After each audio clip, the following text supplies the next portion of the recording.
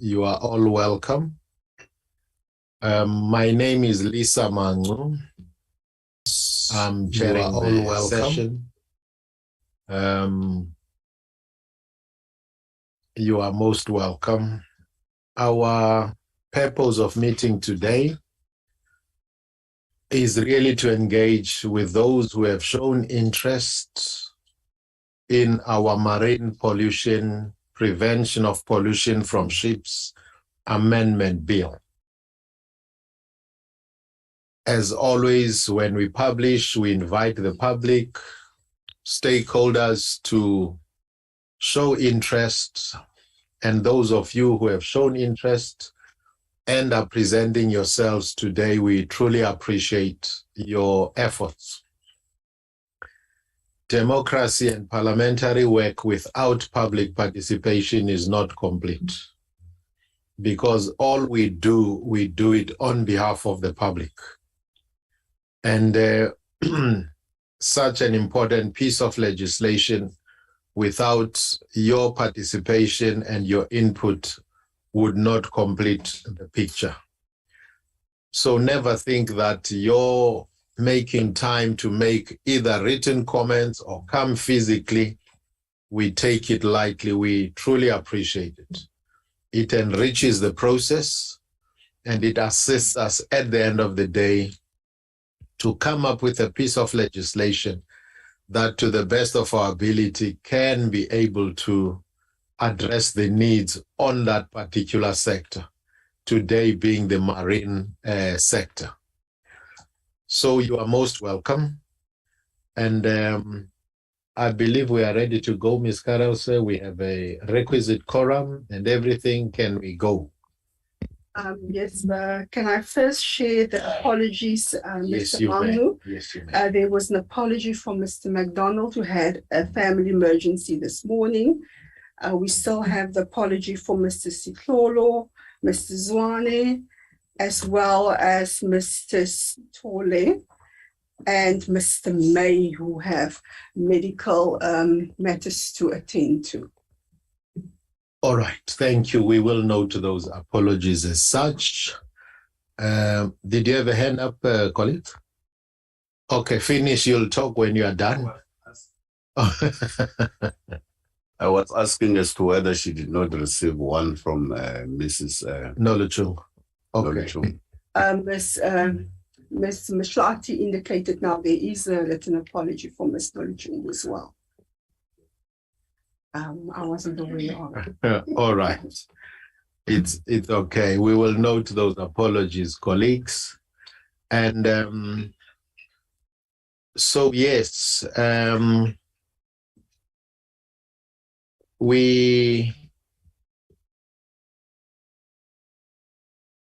that tray reminds me of being in hospital when the medicine comes down the alley.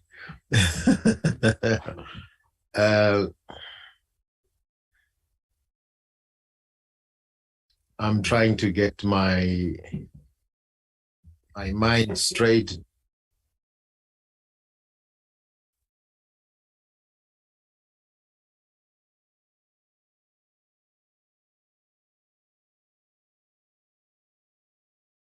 Mr. Mangu, the guest from Wesa Sanko, Natural Justice, and Dr. Pia Rabello is in London on the Zoom hybrid line.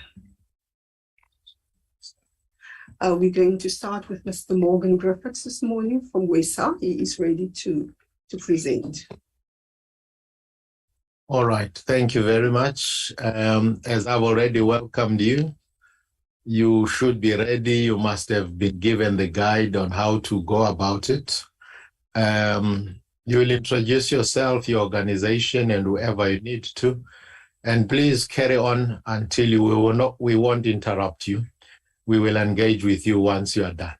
The floor is yours. Thank you very much, Chair. I'm just putting the screen sharing on.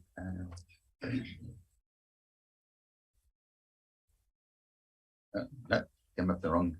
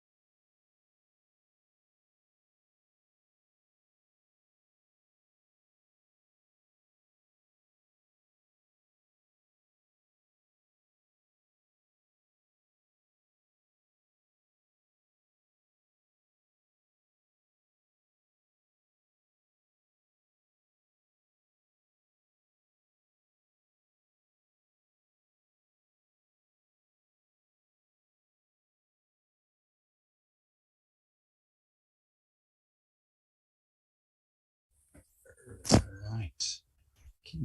So let's just seeing some messages coming up here on speaker. Right? Can I just check that it is going through? There was a message saying something to do with mute to unmute. You good? Yes, I can hear you now. Okay, Thank you. great. So just to start off, WESA is a 96-year-old organization. We aim to initiate and support high-impact environmental and conservation projects to promote public participation in caring for the earth. We are a membership-based organization, as well as having a strong staff body that's represented across the country. We act, educate, and advocate for conserving the earth's vitality and diversity. There are a number of things that they're doing, but I've just highlighted 3 here in securing our protection and wise use of natural resources, acting as an environmental watchdog, and I've done that for most of my career, starting out with the advent of the environmental impact legislation back in 1998, and influencing policy and decision making. And I hope to be able to do that today with all of you. WESA has been involved in legislation. Sorry, you're not hearing. There we go. Okay, thank you. WESA has been involved in the development of legislation and conservation policies right since we started. In fact, WESA was an organization that started to bring around the national conservation and national parks. We are responsible for having brought about the establishment of Kruger National Park, Addo Elephant National Park, amongst others. We gave a lot of input into the development of the National Environmental Management Act, the Biodiversity Act, the Air Quality and the Water Act. So we've been involved in the legislations around dealing with those issues. And we've also had 14 years of participation in the Kuka and Port of Nkura IDZ, and all the issues to do with shipping and industry and heavy industry that from that side. We also contributed to the Operation Bakisa plans. I spent 5 weeks working with members such as yourselves developing that plan. And I must say, when they lock you up in a hotel for 5 weeks, you put on lots of kilos. I'll give you a warning if you haven't had that experience. WESA is also the implementer of the International Blue Flag Beaches and Marinas program in South Africa for the last 21 years. And that is a program that's been highlighting the development of tourism along our coastline, but also been monitoring water quality along our coastline for 21 years. And it's from that experience that we're able to talk on some of the waste issues affecting our marine environment. We have been also heavily involved in the development of the system of marine protected areas, calling for them and helping to defend them, in some cases through legal processes, as well as being involved in a number of seminal court cases, such as the Sailing the Wild Coast, which dealt a lot with public participation and the rights of communities to protect their marine environment, as what happened in Algoa Bay as well. Just from a personal viewpoint, I've been involved in a lot of sailing over the years and done a lot of work on research vessels and tall ships. So some of the comments that are coming through have come from that particular experience. Now, South Africa has an incredible marine biodiversity and heritage, and it forms an incredible part of our economy, particularly our tourism economy. I don't know if you know, but we've got over 136 different types of marine habitats. We've got 13,000 named marine species at the moment, and they're protected through a network of 46 marine protected areas. And we really have an extraordinary natural resource and wealth, and it is very worthy of protection. And that is why WESA would like to submit comments on this particular bill. To start off with our general comments, we're very supportive of this bill. It's absolutely fantastic to see that it's going on. We think it's coming about at a very appropriate time, particularly if we look at the amount of attention that's being placed on protecting our environment. And when I say that, it's not just for human benefit. The environment has a right to its own intrinsic value, and it's really important that we as custodians are protecting them. And this bill does go a long way, we think, in terms of managing sewage waste and air emissions from your marine shipping. And it's really great to see that this bill is there. We note the Section 3B and particularly the additions in the subclause in There's some really good elements that are coming through, and then it's changing the landscape to doing with shipping. And if you spend some time in harbors or out at sea or on the shipping roads, you'll notice a lot of things that go, wait a moment, why is that smoke coming out? That can't be right. Why is that stuff being dumped overboard? When you see water coming out of the cooling systems like this, you're going, it shouldn't be green. There shouldn't be oil coming out of those systems. And it's great to see that these rigs will be dealing with a lot of that. Wes would like to make some particular comments now. First of all, starting around Annex 4, which deals with sewage. Our first issue is with Regulation 2.1. That regulation says this bill is only going to apply to ships that are involved in international waters. That is to say, in terms of the yellow arrow between IEEZ and our neighbors and such like. Wes has got a concern that it doesn't cover our shipping in terms of moving just within IEEZ, and we've got a lot of big fishing vessels as well as local container transports that move just within IEEZ, as well as particularly for fishing vessels that move between IEEZ and into the high seas, as well as our vessels, both research and fishing and mineral exploratory, that are moving between our EEZ, crossing the high seas and re-entering the EEZs around our islands. So there's a gap in the legislation there. And so the remedy that we are suggesting is that this regulation then also include voyages within and between SA territorial waters and between our waters and the high seas. We have a second concern that the threshold only applies to ships above 400 tons, gross tonnage. I'm just going to refer to it as tons going forward. That's quite a big ship. And there are quite a few smaller vessels, fishing vessels, particularly tuna boats, chocker boats, that fall under that 400.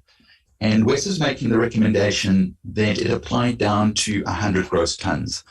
Below that, I think a lot of the machinery and the systems and things that would need to be fitted, either into brand new vessels, into retrofitted, and I see the bill clearly differentiates what's needed in those two classes of vessels.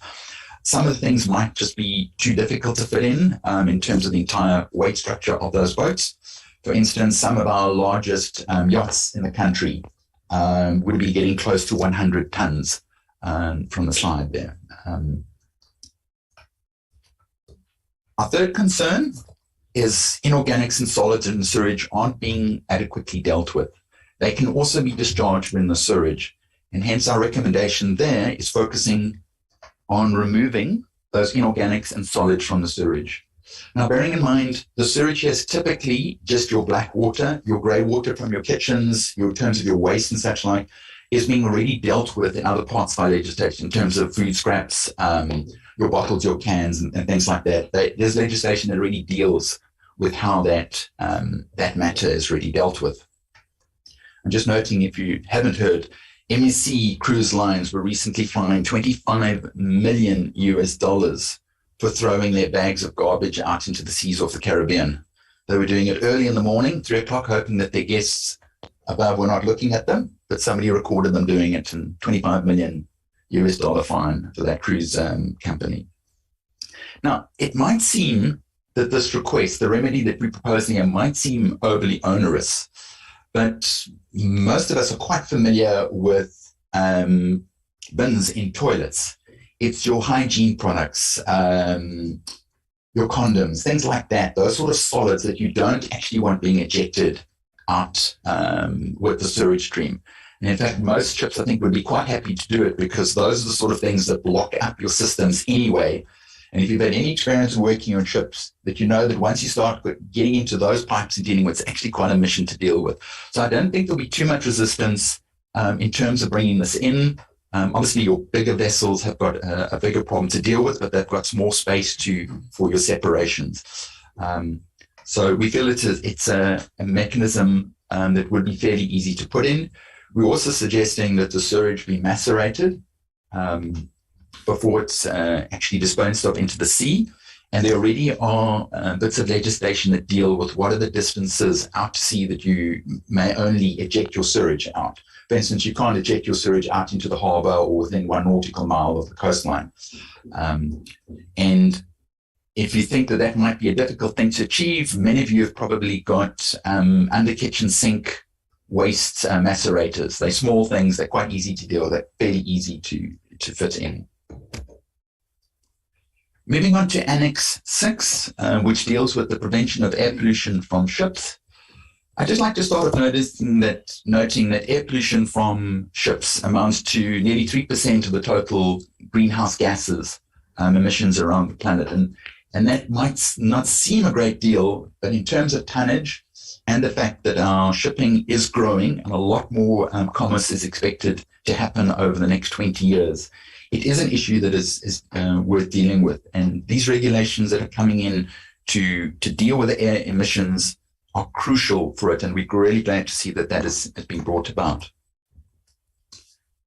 Again, we're concerned that the threshold is set too high in terms of the definition of ships that this regulations will apply to is 400 and above. And we feel, again, it should be brought down to 100 gross tonnage. I see I've just been muted. I see I'm still. Okay, press Alt. You still hear me on? Good. I'm just getting all sorts of messages that are coming up on the side. Yeah, thank you.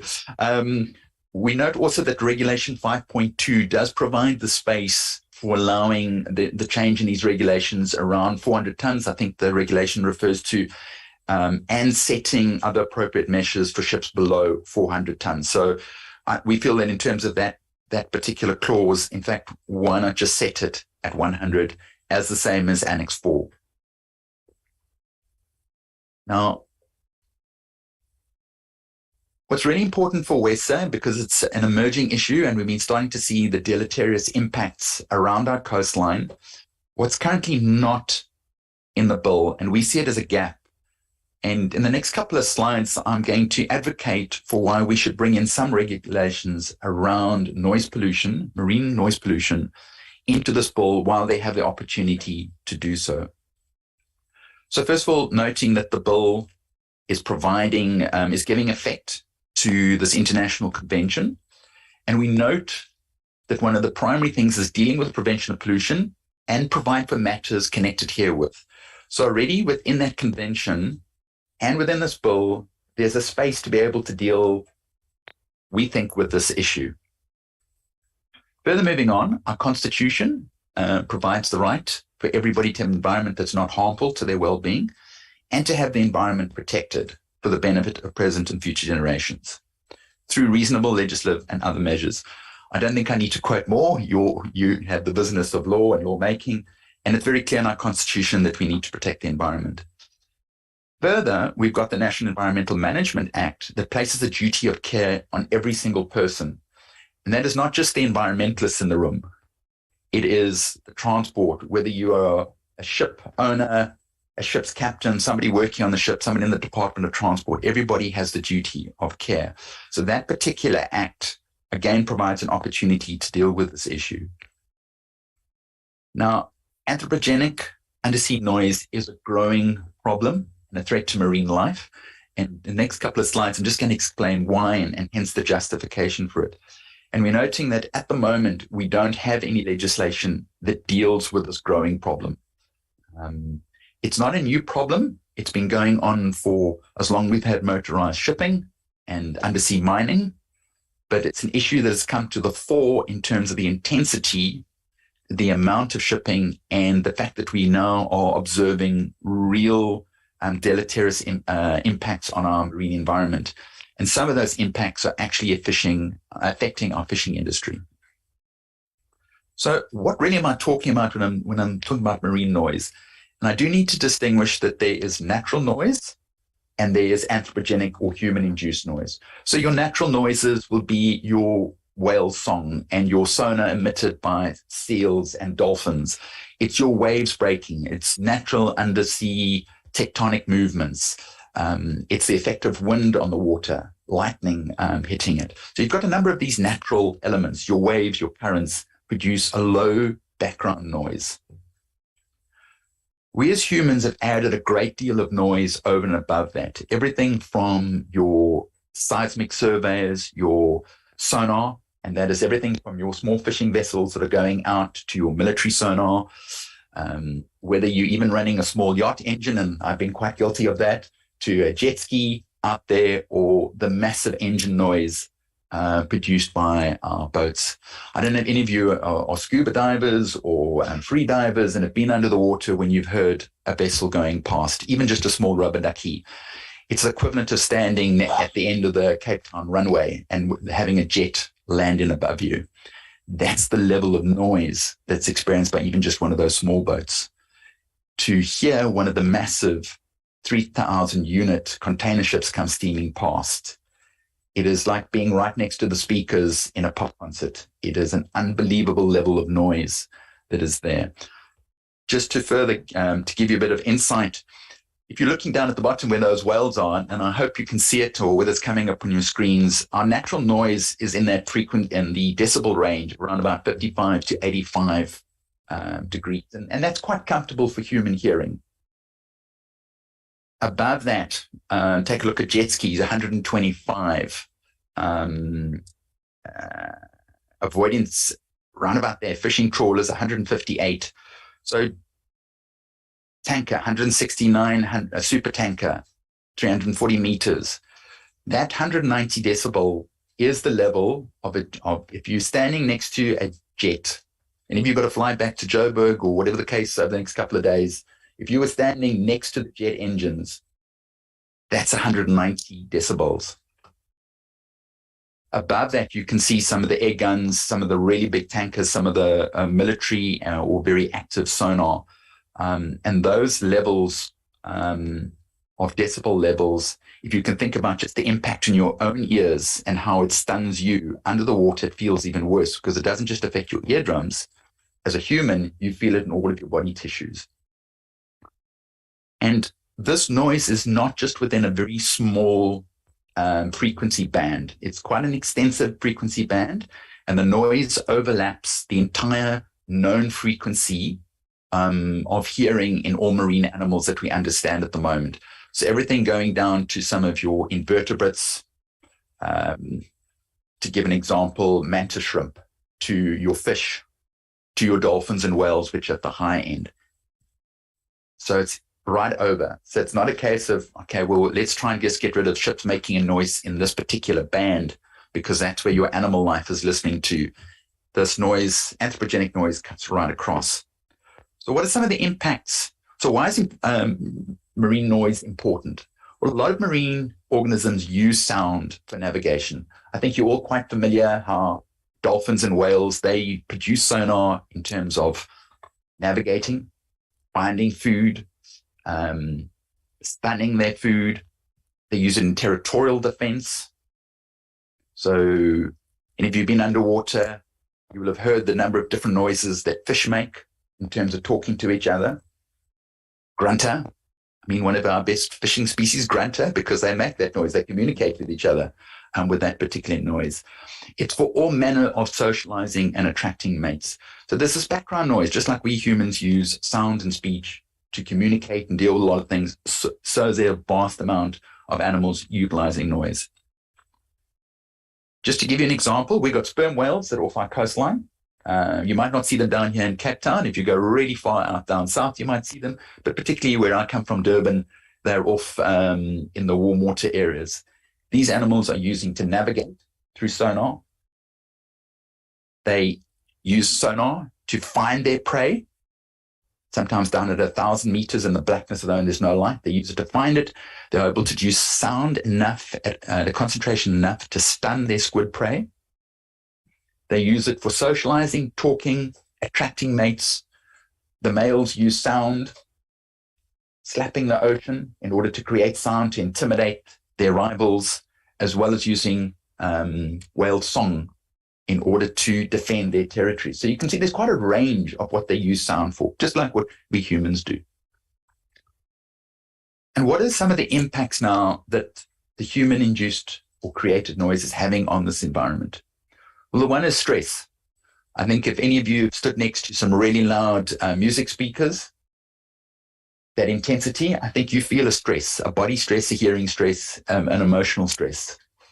There's also the physical injury both to ear spaces, so your cetaceans, your dolphins, whales, as well as your pinnipeds, which are your seals from that side, as well as to the air or fluid-spilled spaces within animals, particularly in fish.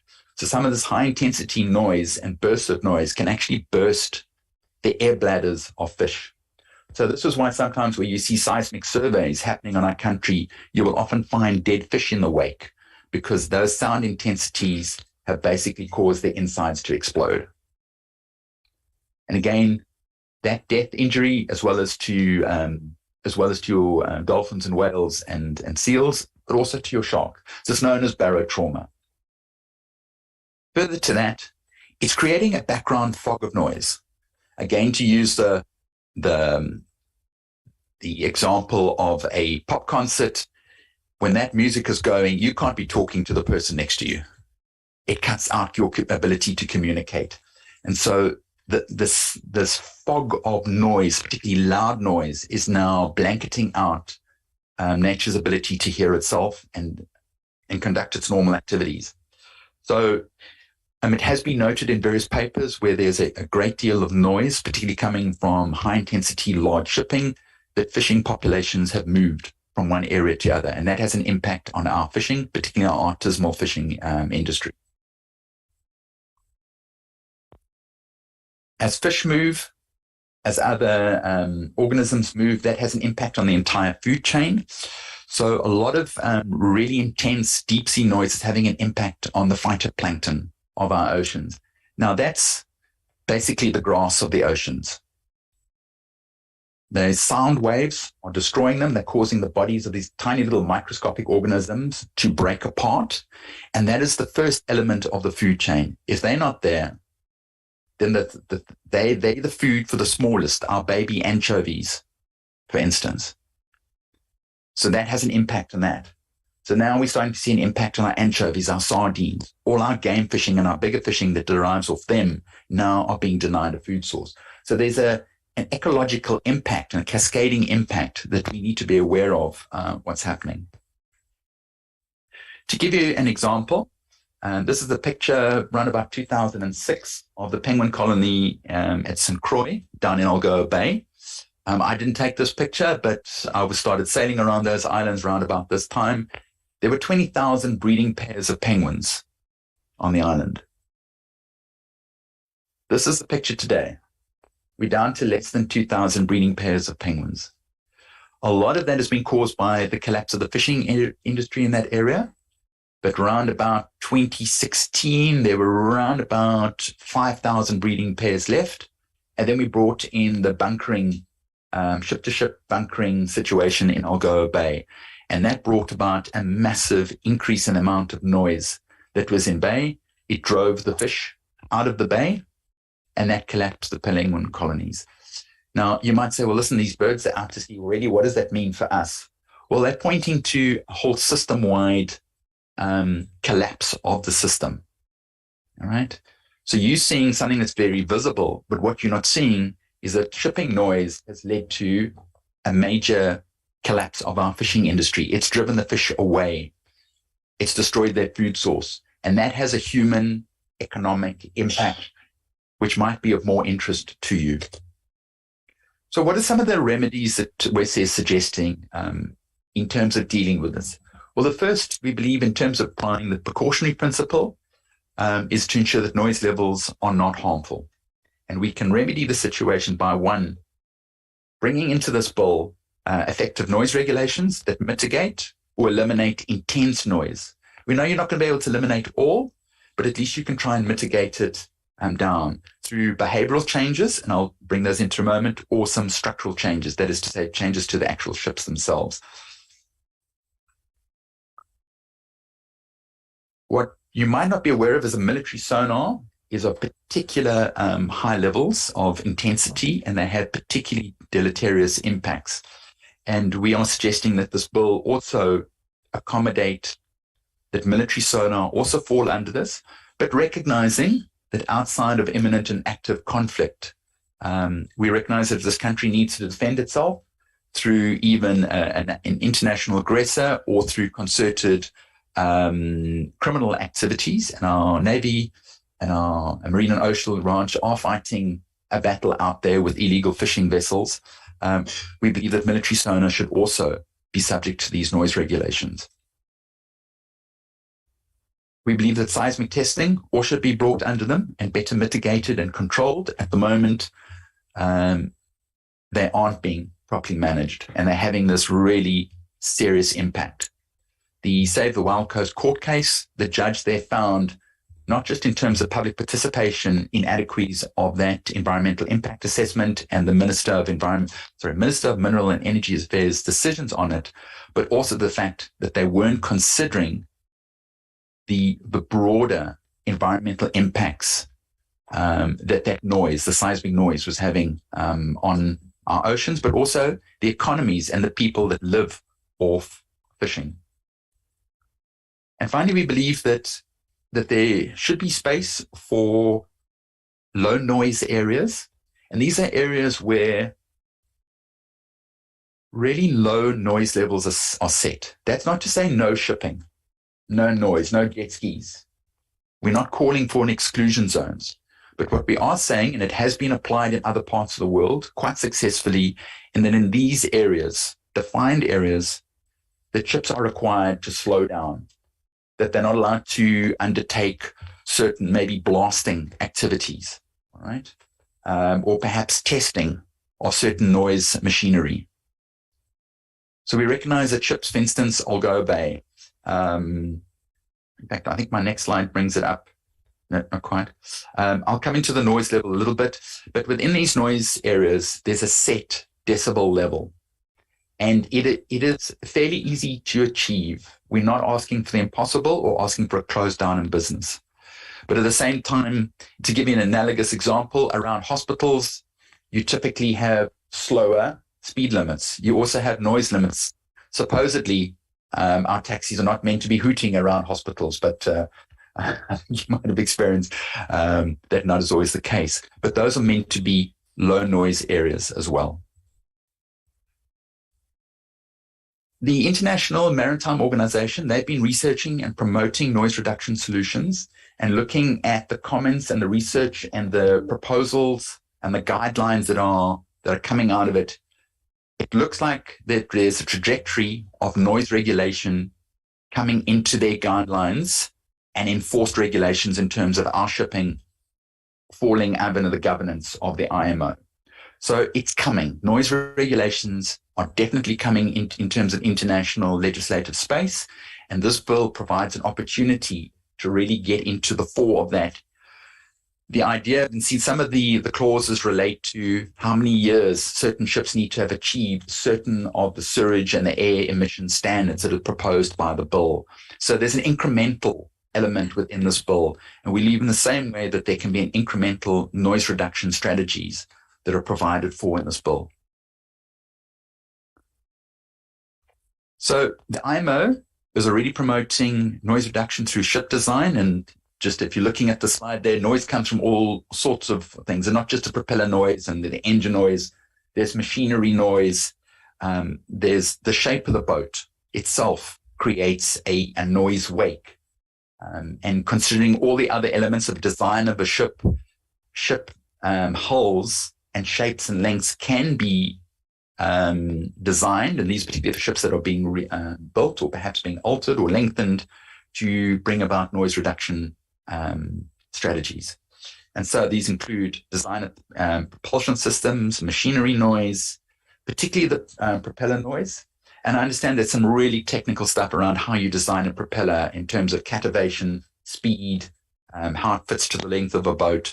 But there are ways to reduce noise on propellers.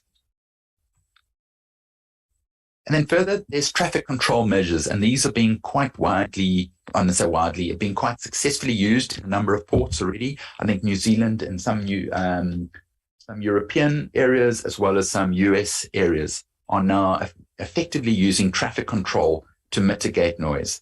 Particularly, these are speed reduction, right, for a particular ship.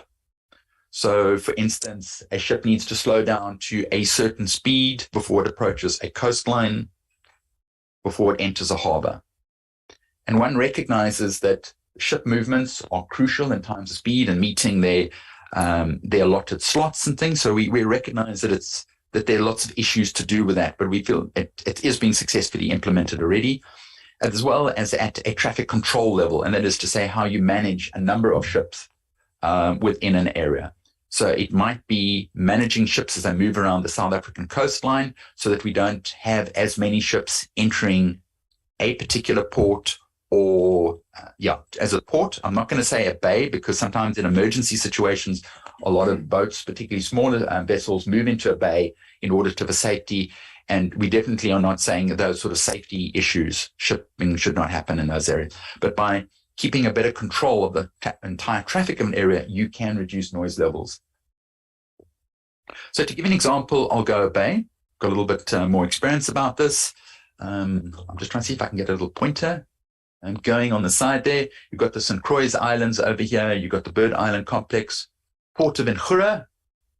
As I said, I started working on the EIA from the beginning of this in 2004, right through the construction, witnessed the opening of that harbour, and worked on the Environmental Monitoring Committee for 14 years as we led through the whole process of developing that port and on all the facilities and the traffic control. And then a little bit further down, you've got the long-standing port of Port Elizabeth down there. So to give you an idea in terms of a low noise area, at the moment, you've got a great deal of shipping that's moving in and out of those two ports, and particularly in the area around here. And you've got the shipping node here. Were this to be, for instance, this area to be declared a low noise area, some of the strategies would be slowing of ships down into this area, marshalling them so that fewer ships are arriving at the same time. And obviously, they've got to meet their time slotments, offloading cargo. We understand that perfectly. But instead of having many ships steaming fast in and out, you can slow your traffic and better manage your traffic down. And that's a fairly simple thing for Transnet to organize and for SAMHSA to be monitoring. Just in some concluding comments, there's a lot of legislation that's already out there in terms of waste management and pollution control, and I must tell you that it's failing. It is failing dismally. For 21 years, WES has been collecting water quality data along our coastline. You might have heard that recently there were a number of blue flag beaches at war. There's quite a lot in the paper. Water quality along our coastline is failing, and it's failing badly. It's rapidly going down, and it is a threat to our fishing, our human welfare, and our tourism businesses at the moment. You might be aware that a lot of Durban at the moment, they're not getting any blue flags. Basically, you cannot swim in the water there without getting sick. There's so much sewage in the water that's there. In Cape Town, I don't believe it's safe to swim in False Bay or off here on the Atlantic coastline at all during your winter period. Your E. coli levels are so high.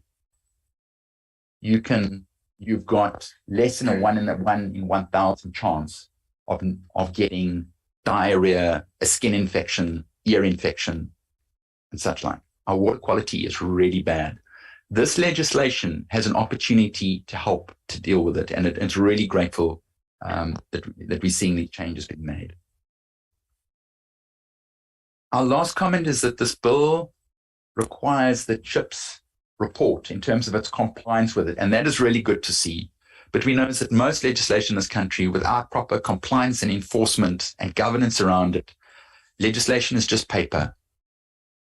And really wouldn't like to see this bill to be another paper tiger. So WESA would call for an additional clause that requires that the compliance data and reports be made publicly available through a portal, either on Department of Transport or Transnet or SAMHSA or all three, so that ships can be monitored by the public. A name and shame game. And that's crucial because we recognize that our authorities are suffering from a lack of capacity. Organizations such as SANCOB, Animal Justice, and others, we are looking at these things. We're keeping a monitoring of them, and we are able to then look at them and say, hey, there's a problem developing. These ships are not complying. Why are they not complying? What do they need to do to comply? And it promotes governance at a broader scale. There's incredible technology that's coming out. I don't know if you're aware of it, but a number of ships are even looking at using these pillars. They might just look like tubes, but they're very effective sailing mechanisms to reduce the amount of fuel that ships have to utilize in moving around the planet in terms of cutting down greenhouse. There's incredible technology and innovation in space that is coming around. And this bill is an opportunity to contribute to that, and particularly feel that the submissions that we have made are worthy of consideration in bringing about some of those changes and adding to what it is. So thank you so much for this opportunity to present. I'm very willing to answer any questions you may have to the best of my ability. Thank you. Thank you very much, Mr. Griffiths. We appreciate your input.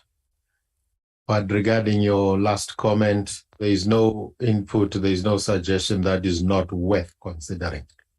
So hence I said, never feel like what you are doing is just a tick box exercise. We take every input very seriously, and obviously we then apply our minds. So thank you so much. Colleagues, there is the presentation. May I just, as a way of introduction, as we are going to allow for engagement, that we limit ourselves rather to asking questions of clarity to the suggestions. And because at the end of the day, we will have an opportunity to deliberate amongst ourselves what we think can be used and what we think is not really used. So let's use this exercise rather than try and oppose what they are saying or say no, but rather seek clarity so that when we do apply our minds, we are clear on what the proposals were actually saying. So we have also a capable team of our state law advisors and parliamentary legal services. Please, if you'd like to ask anything, feel free. Department, I know that at this time you are more observers, it's a parliamentary process, but if you really feel strongly to ask something, we will not close you outside. I will start with the colleagues, honorable members. Let me see if there is anybody. I recognize Honorable Hunsinger, Honorable Shabangu, Honorable Kumalo, in that order as a first round. You will take all of the questions, Mr. Griffiths, and then you will have an opportunity to respond to all of them. Honorable Hunsinger. Thank you, Chairperson, and thank you, Mr. Griffiths, for a very interesting and educational submission. I would like to ask 4 questions and a 5th one around just maybe comment. First one is about your submission of wanting to reduce the maximum size tonnage of a ship within the suggested framework of restriction around waste and management thereof. I was happy to see that you don't find it good to have levels 400 tons and up, but that you suggest that this be lowered to 100 tons and up. Why not restrict it in any case? In other words, what would allow a ship of 99 tons then to be okay, but it's a transgression for 100 tons, if the principle of reduction around 400 tons should apply in your thinking? The second one, where you spent a lot of time on noise pollution or marine pollution, you mentioned, and your wording around that was a trajectory, and this is referring to the IMO, a trajectory of noise regulation coming into the space, which to me sounds like it's not in the space already. So who are the forerunners of the attempt to control noise and marine noise pollution? And what is the thinking around that? Because a lot of this, as you also expressed, is sonic in effect. So it's not so much the sound, but the impact in terms of the waves, the wavelengths and the intensity thereof. So it's not something you necessarily hear. So how would you measure and how would you manage this? The third one was a remark around what I pick up as your hesitance in wanting to include exclusion zones. So I'm asking you the direct question, why the hesitance? You know, if there's a necessity to have exclusion zones, in other words, where access is not allowed at all, why don't we have that? Why through our research, these areas cannot be identified and then declared as such? The fourth question is around speed reduction, the Algoa Bay scenario, which in a way disappointingly to me pointed at reasons around like human justification instead of, sea life justification, simply because there are cities at the coastline, there were particular restrictions, which, to me is the wrong sort of motive around this. And the last question is around enforcement. Your suggestion of having a blacklist type of name and shame type of enforcement, or an approach. We've also had experiences in other entities of a fine system, but you often find yourself that irrespective of the fine, it's still cheaper to pay the fine and have access. So it's not proven to be effective and efficient. What other international examples are there that are more effective that we should rather consider than to have a traffic law enforcement approach of fines? Thank you, Chair. Thank you very much, colleague. Honorable Shamangu. Thank you, Chair.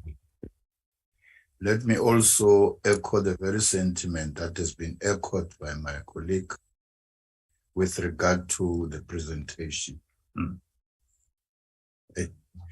I'm not feeling well. What measures do you want the government to take on the ships that transgresses the law of the country with regard to the pollution of seas, taking into account that one MNC was heavily fined for throwing garbage in the sea? Are you preventing pollution on oceans only? What about other species that die because of waste and air pollution in the big oceans in South Africa, in the big dams in South Africa? Do you intend doing away with machinery or ships that make a lot of noise in the seas? If yes, how much would this cost and who will incur the expenses? Traffic officers that control the flow of the ship in the seas, are they up to standard? Do they not take bribery like the ones working on our potholes, roads in South Africa? Are they not contributing to the pollution of air in our seas by taking bribes from the owners of the ships? Thank you very much. Thank you, colleague. Honorable Kumalo. Thank you, Chairperson. Let me also say the presentation is very much educational, and let us welcome it. Chair, I will try and confine myself on your guidance to say, rather than asking a lot of questions, let us at least say something that we think maybe it will be added up going forward. My colleague has made mention of what we have seen already about what has been happening on our seas, of which we always think thinking of people that working underwater if we're looking at all this data that is being dipped there. I was just concerned when I was hearing the presenter make mention of even the tiny underwater noise that can affect the human body or the human being. That maybe going forward, there will be some measures, including the other noises that is happening, because we cannot, deny the fact that, as you said earlier on, that the shipping is moving in and out, of which I think it's good because it contributes to the economy as well. That maybe going forward, there will be something that will be made to control and even assist people that are directly affected beyond their involvement in that situation. Because as we seated here, there are people that have been affected. They are hearing noises when they're working in the mines long ago, but they're still affected. I think this presentation, maybe going forward, it will have some measures to say how are they going to be assisted, that they were there, but being affected noise, there are measures that will assist them. Thank you, Chair. Thank you very much, colleagues. I wanted you to respond, but I'm concerned that the colleague who had asked some question is not feeling very well. Sure, he has stepped out, so I would rather give him an opportunity so that when you respond, at least he's here, unless he can't. So while we're waiting for him, I'll allow somebody else just to add on in the name of Honorable Ramadwa, just to add on question or comments, and then we will take it from there. If you just bear with us, Mr. Griffiths. Honorable Ramadwa. Thank you, Honorable Chairperson Ndimacheron. Honorable Chairperson, let me also join my colleagues who are appreciating the presentation because it's so informative. Chairperson, mine is just a question for clarity. The presenter indicated that there is a gap in the legislation. So we would like him to indicate and be specific, not to generalize, which are those gaps that are not there in the legislations that is proposing them to be filled. Thank you, Chairperson. Thank you very much. Please go ahead and respond to the best you can. Where you think it's outside your scope, I don't want to limit you. You may leave those ones. Where there are comments, you may just note to the comments. Mr. Griffiths. Thank you very much, Chair.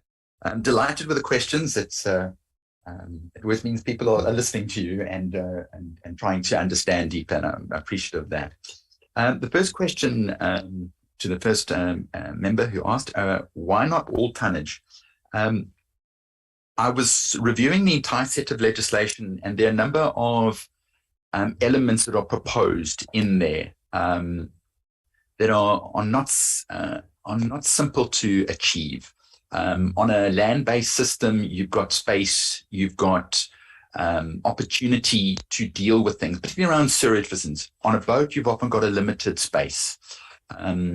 So, for instance, part of the regs talks about the size of tanks, and there's an understanding that if you've got a tank on a boat with a liquid in it, that creates an instability platform. It's a risk to the boat. So part of my experience with shipping and boats is understanding that in terms of additional machinery and tanks in order to deal with things like that, there's a limitation on what the size of a boat and what it can deal with. Hence why I made the comment around putting on a macerators onto your sewage thing. We believe it's a simple thing to achieve because it typically is a small element, probably no more in terms of wiring and battery capacity and actual size and fitment in terms of and water security it's a thing that can be fairly easily achieved, both on a small boat, on a bigger boat. Looking at the size of a boat, understanding some of the sizes and generally the sizes of our boats, so particularly that are applying in a commercial sense, 100 tons is the kind of a boat that has probably got enough space, engine capacity, generator capacity, and space to deal with most of the issues, not just what we're proposing, but a lot of what the rest of the bill is in. So while we would love it for all ships to be put in, for some it's not viable on the side of things. But noise regulations can apply to a rubber ducky, and for argument's sake, low noise area, you can have a limitation of the speed. We already have no wake zones in some areas, for instance, but you wouldn't require a seated toilet with a maceration device on a rubber ducky or jet ski and sort of the scales. So other members of your department who've got far more understanding of the technical size of ships, they might say, well, look, 100 is too big, or actually we could drop it. Just my general sense of the 100 is a fairly good size vessel to be able to accommodate the realistic things that we would want them to be able to deal with. To the second, the question was around trajectory and who were some of the front runners. I mentioned them. New Zealand, in some of their ports have been, New Zealand itself. I understand some of the European countries. Unfortunately, in the paper that I was reading around the European, it didn't mention exactly which companies, which ports, which countries were applying it. The comments were in a general sense that these have been happening. And so that's an oversight of not knowing exactly which one. Certainly in the States, they have, particularly in some of the Great Lake areas, some of the counties there have been employing some of the noise reduction strategies and such like, particularly to protect their salmon stocks and such like. How to measure sound? Well, you can have two devices. One is stationary devices, and already we've got transducers already placed around our coastline. Some of them are already measuring noise for our geoscience network. So in some ways, there is a bit of a network that already can support some of the elements. I think Port of Njura, for instance, has got noise monitoring already as part of the environmental program on the side.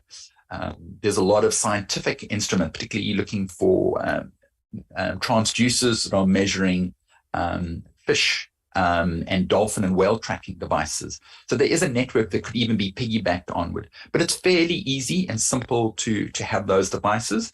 And then, of course, you can have those used on your sea fisheries vessels, like the Griffiths and Yenga. They can have a hydrophone that could be deployed on a basis at a certain time at a certain place and monitoring, or whether they feel that a certain area or certain ships going past, they can measure that noise. And it's a fairly easy system. Of course, it's the protocol and the fairness of how you measure it so that it is legally and objectively defensible. But those protocols are fairly easy to develop. Why the hesitancy about low noise areas? It's not too much a hesitancy. I'm just trying to find the right way to express it to you in a way that kind of, Wes is coming from an environmental sense. So we've got the environmental concern, but we recognize that people, environment, economies, these things are all interconnected. And for many people who may not be, and if I'm being discriminatory in the sense of thinking that you might not know a lot of environmental issues, my suspicion is that you know a lot more about economics and economies around shipping and transport, and you might have a better sense and hence trying to propose it in terms that you might be more familiar with. The concept is working in various parts of the world.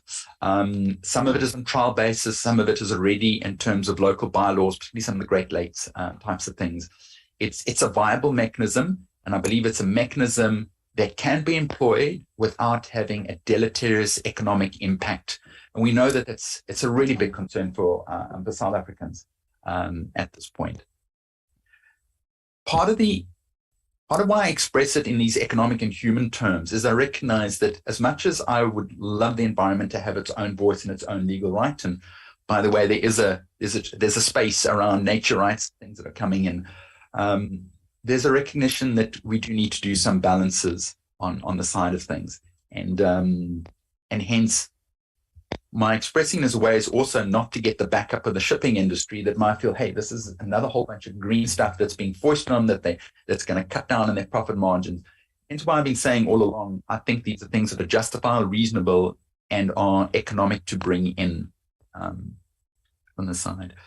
Then in terms of enforcement of fines and system and naming and shaming. So the bill already proposes a level of fines for transgression and non-compliance. And I think some of those fine levels are fairly adequate. They're in the millions. They're not the 50,000 Rand for dumping constantly along the coastline. So I think the fine level's appropriate. It does also talk about how those fines will incrementally be adjusted over time period. That's really good to see. So that if the legislation comes in now, it's 5 million, and 30 years from now, it's still 5 million, and that's pocket change on the side.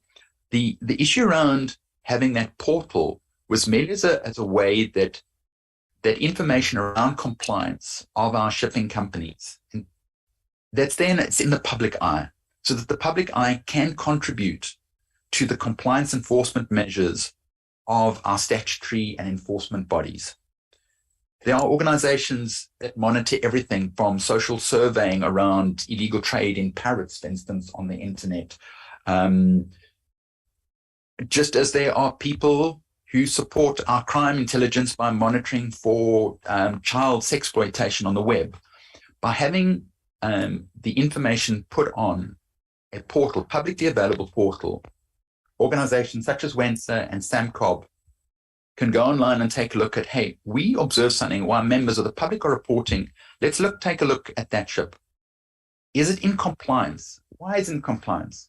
Department, we've noted that ship is non-compliant. Last year, they should have met some of the recommissioning things that are set out in the bill. Why haven't they done so? It's a point of engagement with ourselves. So it's not that WESA or my colleagues are looking to supplant the statutory and the enforcement obligations of any body. It's a way of aiding and seeing what's going. It's good governance from the side there. I hope I've addressed the members' questions adequately there. I see you've come back, sir. I hope you're feeling better from the side. Your first question is around enforcement and measuring and who does it and who does the fining. It's not WES's space to go around issuing fines, as much as I'd like to sometimes, I'll give you that. There are good bodies that are already looking at things. Your department has its own compliance issues. SAMSA does. Transnet itself does have good monitoring and enforcement capabilities, and I've witnessed that and I've been part of that through the Kucha Environmental Monitoring Committee on the side.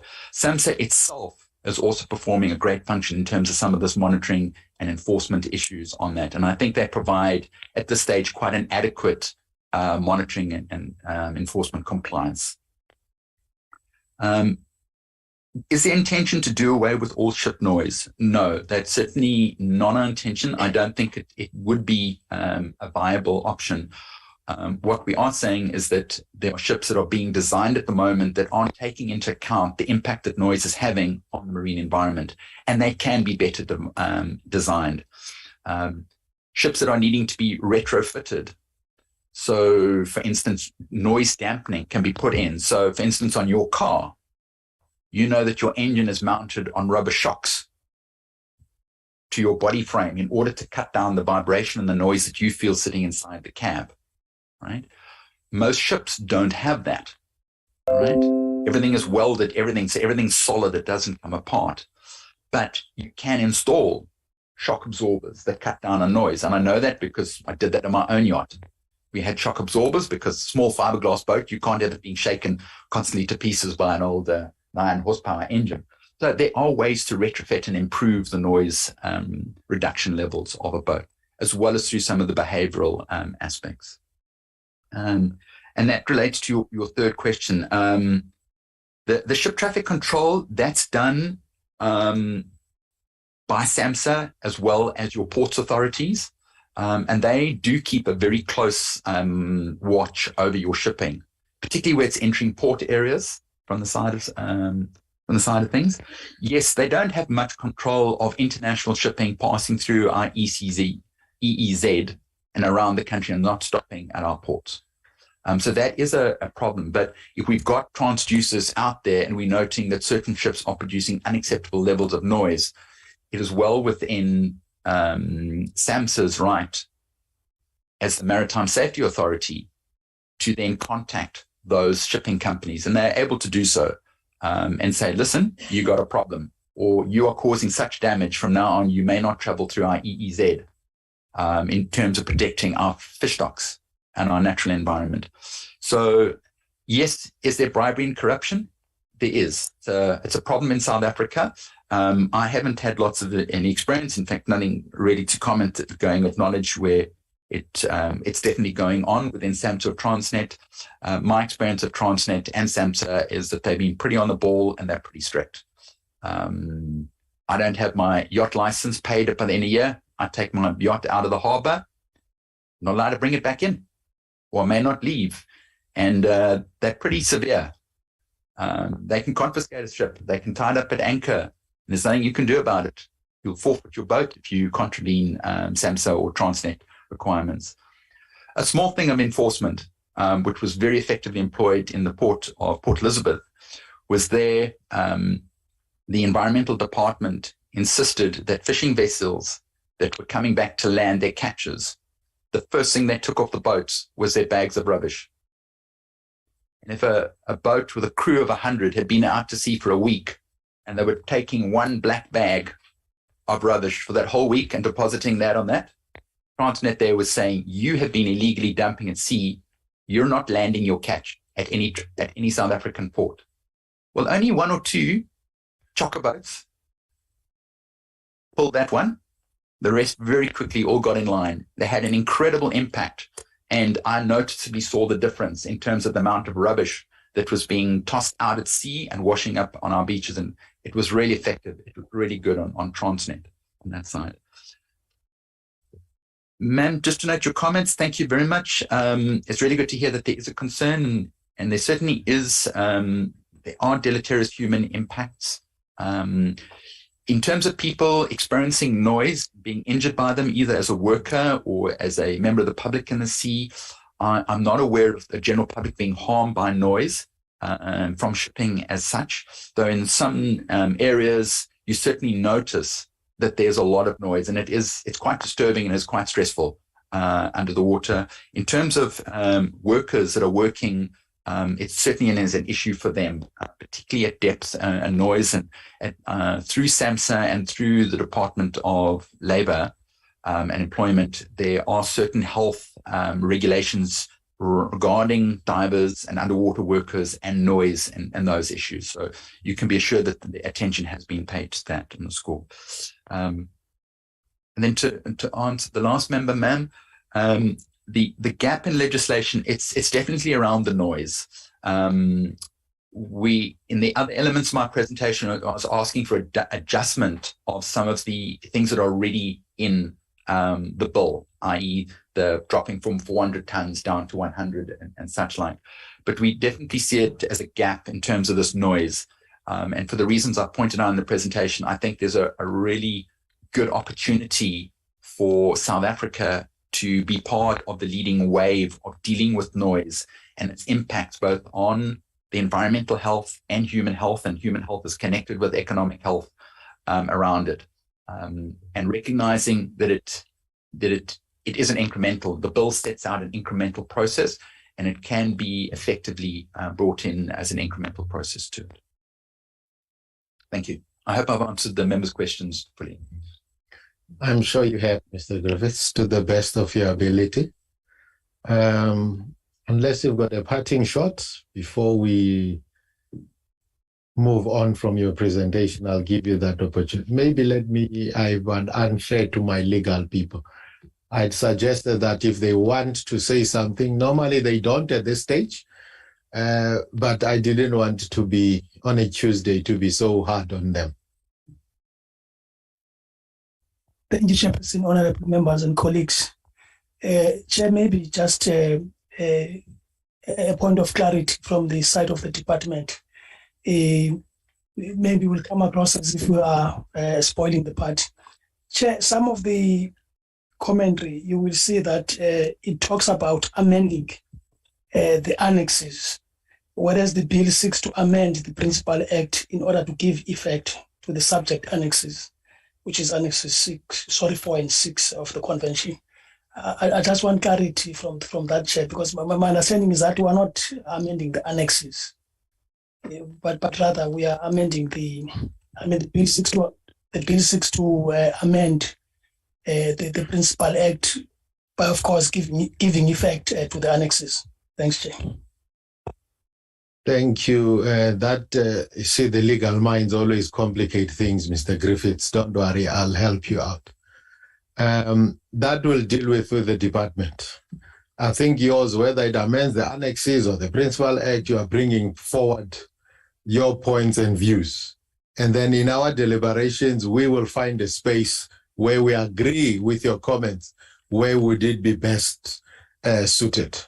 So I could see you are sweating already on your head. How am I going to respond to that one? But it's a very valid point, and I will not ask the department to respond now.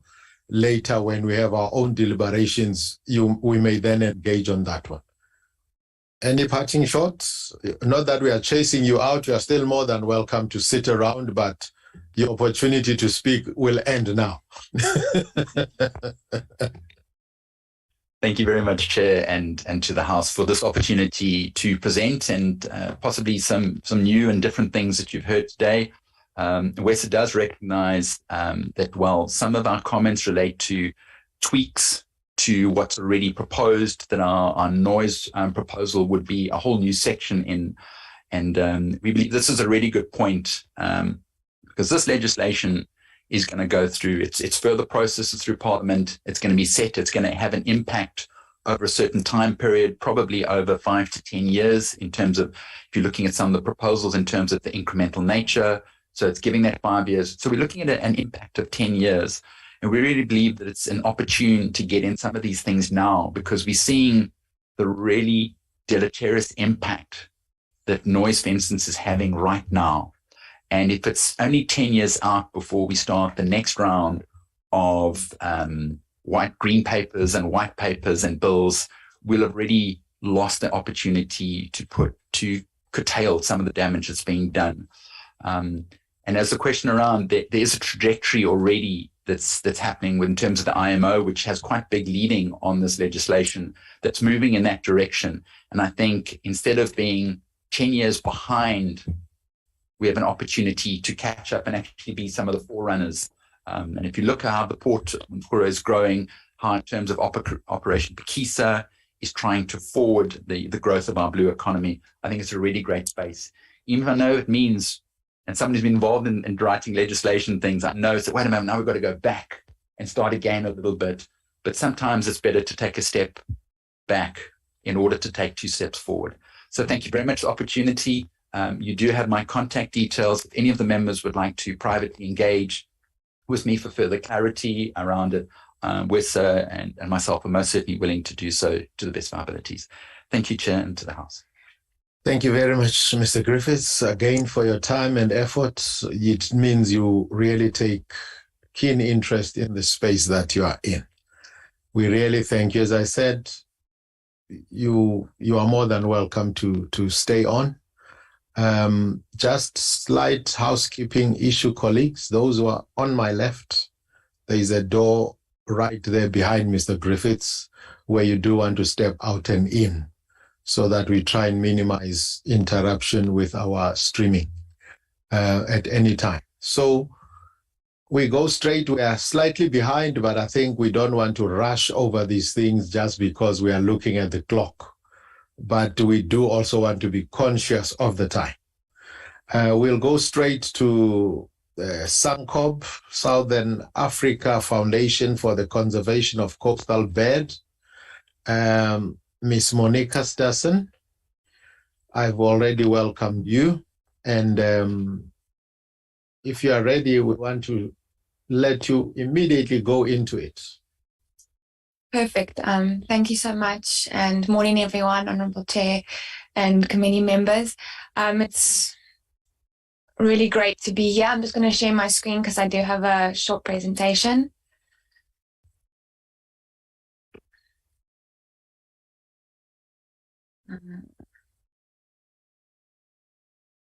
Start. Is it not?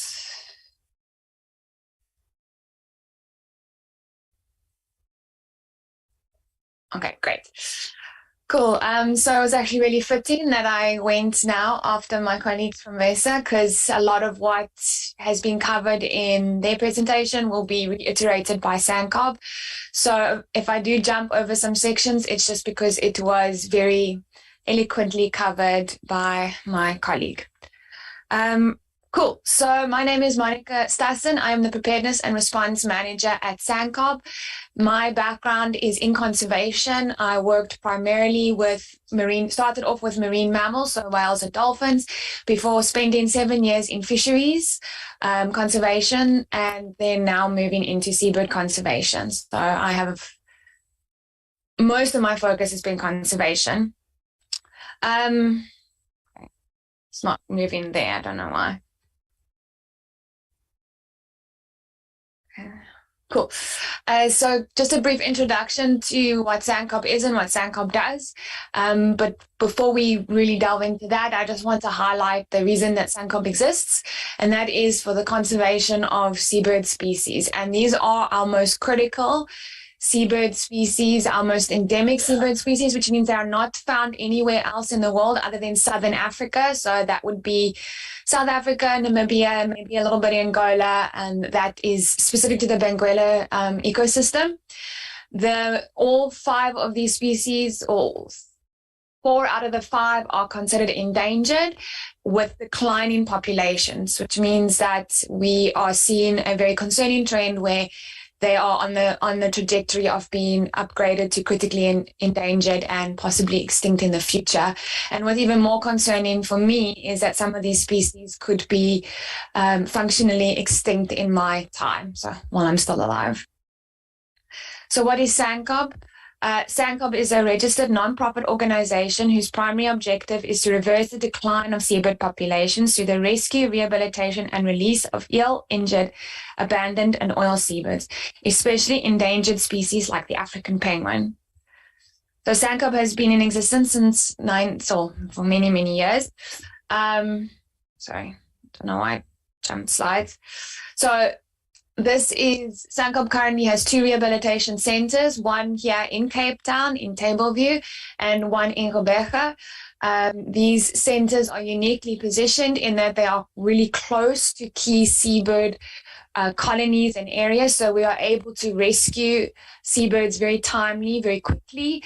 SANCOB has been in Cape Town since the early 1960s and took over the center in Gqeberha in 2018. Both of these centers are open to visitors from the public, so if anyone's ever interested in actually having a tour of our facility, you're more than welcome to come and see what we do and see our operations at hand. So just a little bit about the work that we do, going into a bit more detail. As I mentioned, SANCOB rescues, rehabilitates, and releases endangered species. We also are leading the chick bolstering project. So basically what that is we rescue eggs of African penguins, and we hatch them, and we feed them until they are old enough to be released back into the wild. So we approximately are between 300 and 400 African penguin chicks are hatched from eggs, possibly higher every year. And these are eggs that were rescued in the wild that had been abandoned by their parents.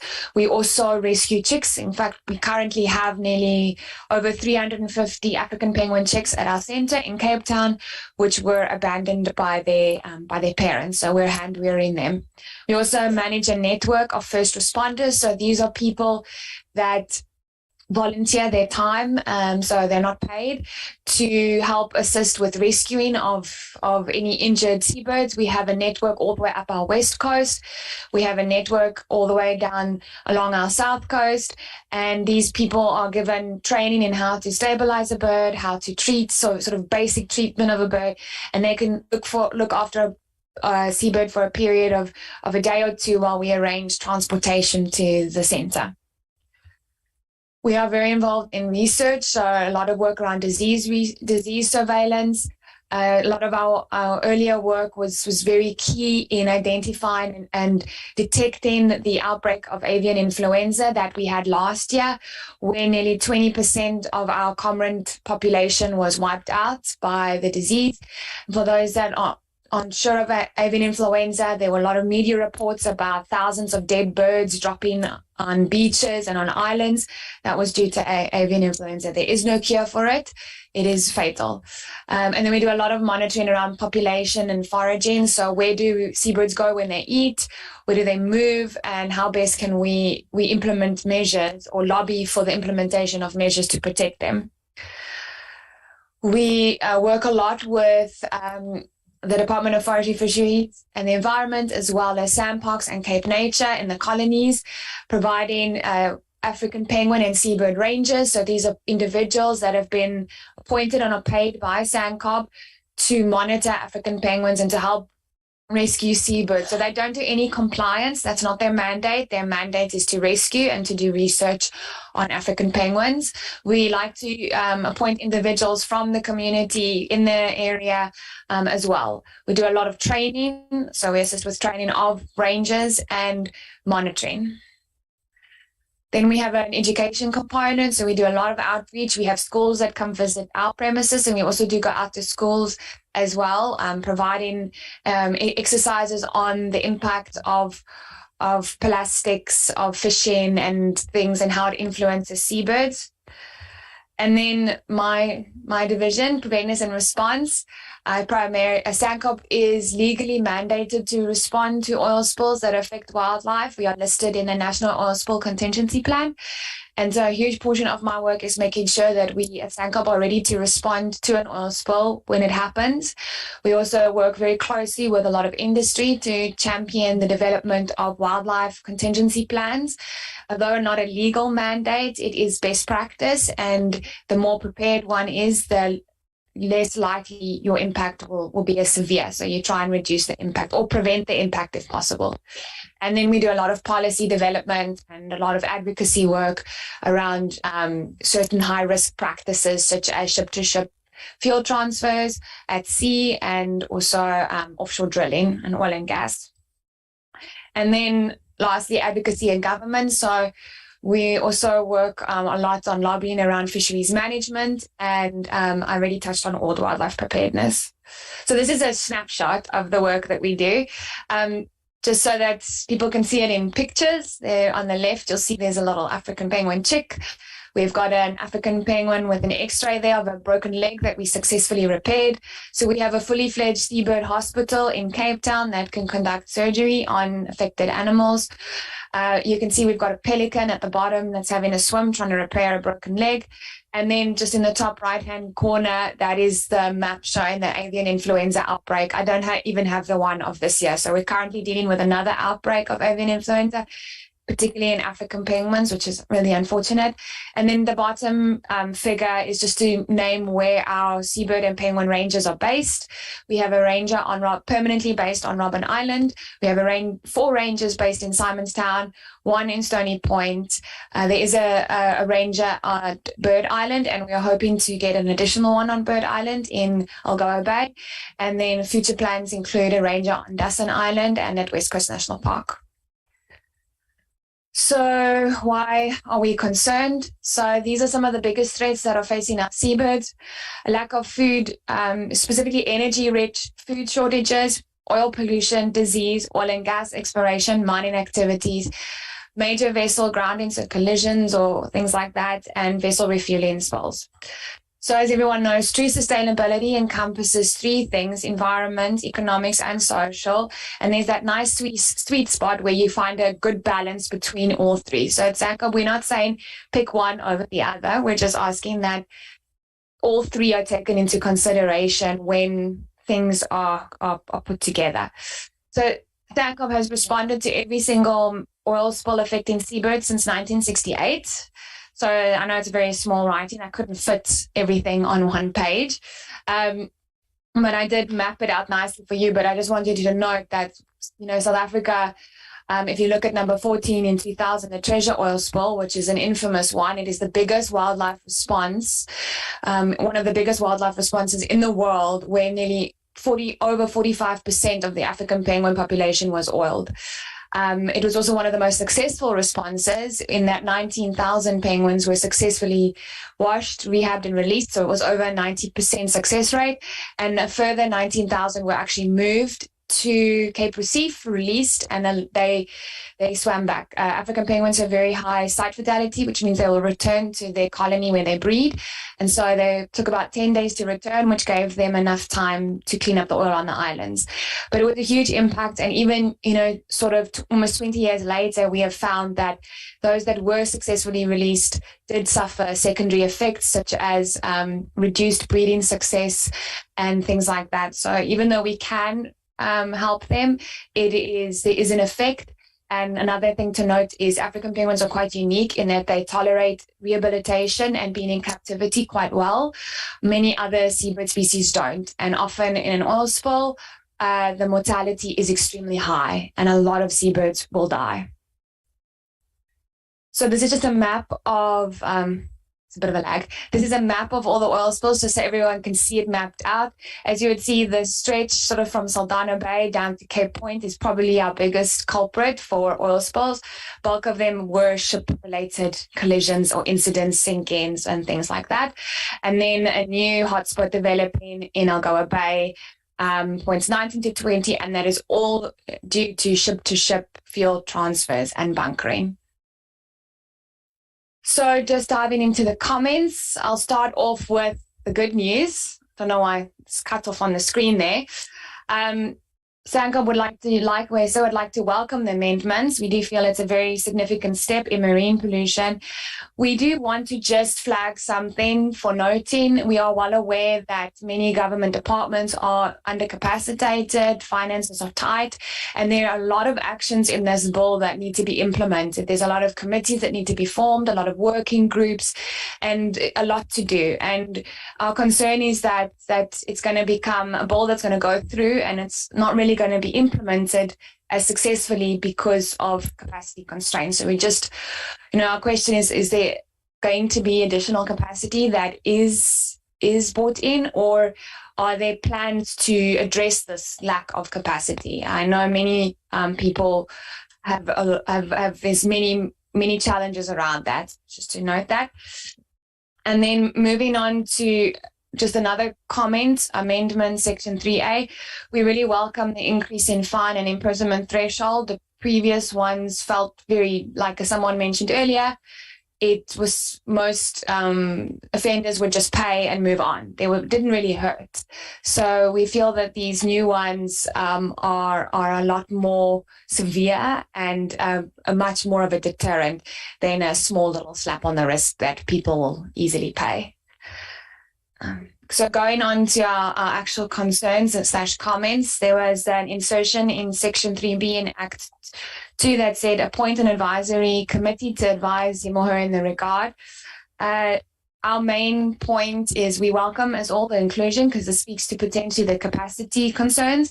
Our only comment and suggestion is that this advisory committee has a clear terms of reference to follow, has balanced representation, and then that individuals are appointed based on their expertise on the matter. I participated in several advisory committees in the past, and I've found that if it's not very clearly spelled out in the beginning, you don't actually get the right people in the committee. Then just, this has been touched on already, but sewage, I found the definition of sewage did not really consider waste generated from the cleaning of engines, equipment, or ships. I'm not sure if this is covered somewhere else in the Act. If it is, then great, but we do feel that that needs to be accounted for because chronic oil pollution is a problem in South Africa, and a huge number of the birds that we do actually get covered in oil are not because of an oil spill, but linked to oil pollution. So it's either through dumping or through cleaning of engines or things like that, that those birds are oiled.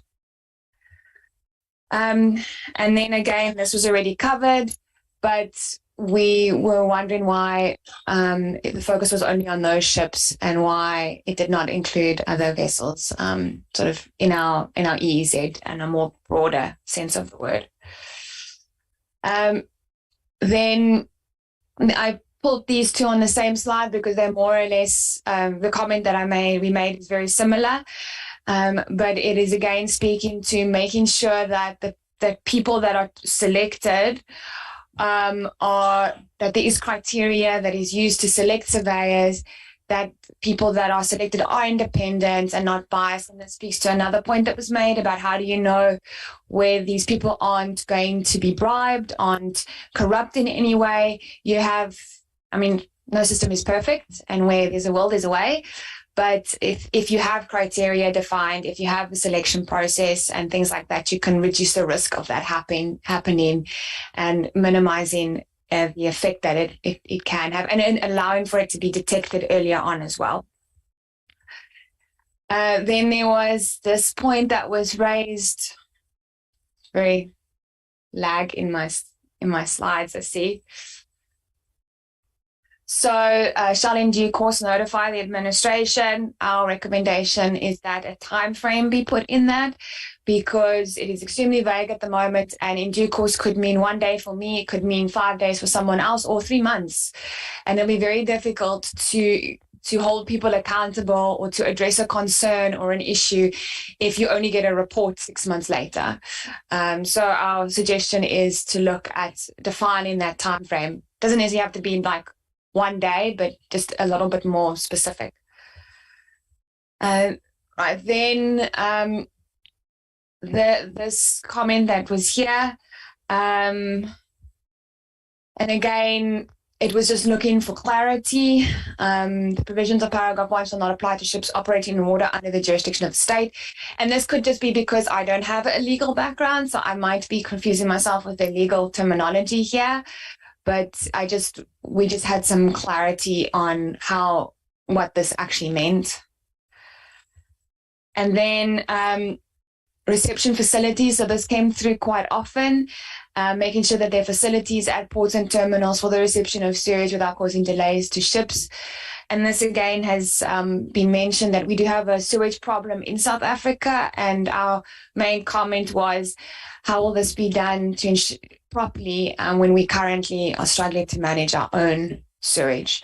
And I do think, and I don't expect answers to this today, just want it flagged and kept at the back of people's minds that when you do deliberate, these things are considered, because again, otherwise you end up with a bill that's there, but it's not being delivered on.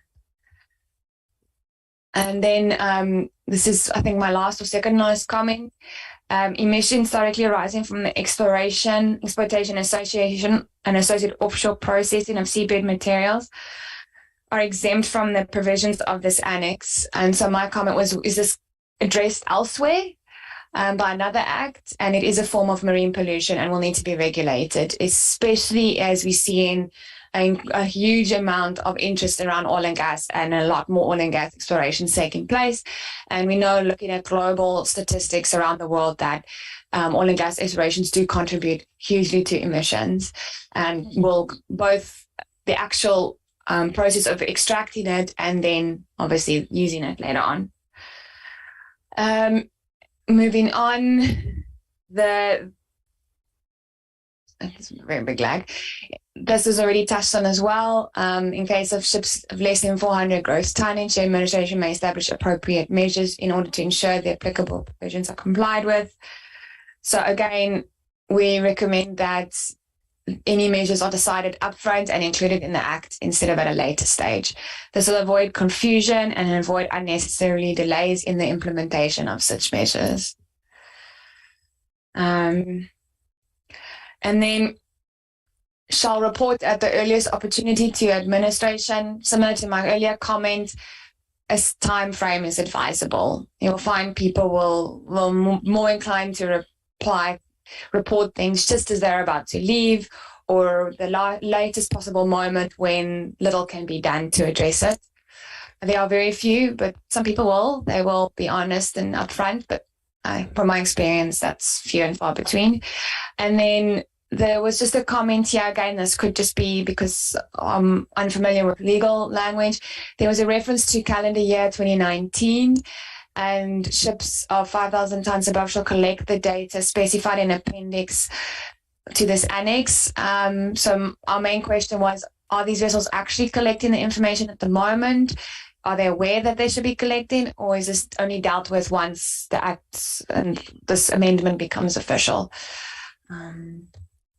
So yeah, that is me. So yeah, thank you for the opportunity, and just like to echo again that we strongly support all the comments that Vesa made, and specifically the focus around noise pollution. It is something that we also support strongly and think it would be really phenomenal for South Africa to get on board with. So thank you. Thank you very much, Ms. Stason. Kort en bondig. Straight to the point, colleagues. There it is. Again, same approach, same procedure. I see Honorable Hunsinger. Anybody else? Honorable Shabangu. I want to twist it the other way around, but looks like I can't. Please go ahead. No, go for it. Thank you, Chairperson, and thank you, Mrs. Stassen, for your presentation. First and foremost, allow me to... Sorry, Corey. You see, that's what he always does to me. He changes the way I pronounce it to show that I pronounced it wrong. No. When we get which one is it's the other way around. So which one is the correct pronunciation? Is it Stassen or Stason? Stassen. All right. Thank you, colleague. Ms. Stassen. Thank you for the correction. When we get to Xhosa and Zulu, it's quite the opposite. Thank you very much for your presentation and submission, and allow me to thank you for the great work that your organization does. Chairperson San Kop is one of our beneficiaries in a community fundraising, which might be interpreted as a conflict of interest if I proceed with questions. But we are particularly grateful to hear in your submission that we're also looking at a ranger at Dawson Island that would be welcomed. To get to your questions, you emphasized a very important point about pollution that shouldn't just be interpreted as something having to do with waste and with spillage, but you also emphasized in the one slide under bullet points activities, particularly mining activities and bunkering activities, which introduces another perspective of what we should consider. Can you expand a bit on that to in particular emphasize the other perspective that we should hold in considering content for this legislation? Under Section 38, you expressed a anticipated fear around capacity, and this is about committees and monitoring functions, and a fear of shortfall in capacity. Are you making this remark from a particular current experience? Could you then give us some examples of current experiences that we should avoid in the design of this future legislation or improved legislation? Then you asked a couple of questions which, Chairperson, I think would be difficult for the department then to give you clarity on, but let me give you the assurance that those questions are noted, and in the process we'll certainly make sure of that, particularly the ones around timeframes, which I think is really important, deadlines, in order to establish a effective and efficient measuring and evaluation system and reporting system, so that we don't find ourselves in a dilemma, but that we can rather avoid this. So thanks again. Thank you, Chair. Thank you very much, Honorable Shabangu. Yeah, thank you, Chairperson. Thanks for your submission. It was an eye-opener to some of us. You can see I'm feeling better now because I'm talking to a lady. I've seen these beds. I've seen the beds this morning, lady,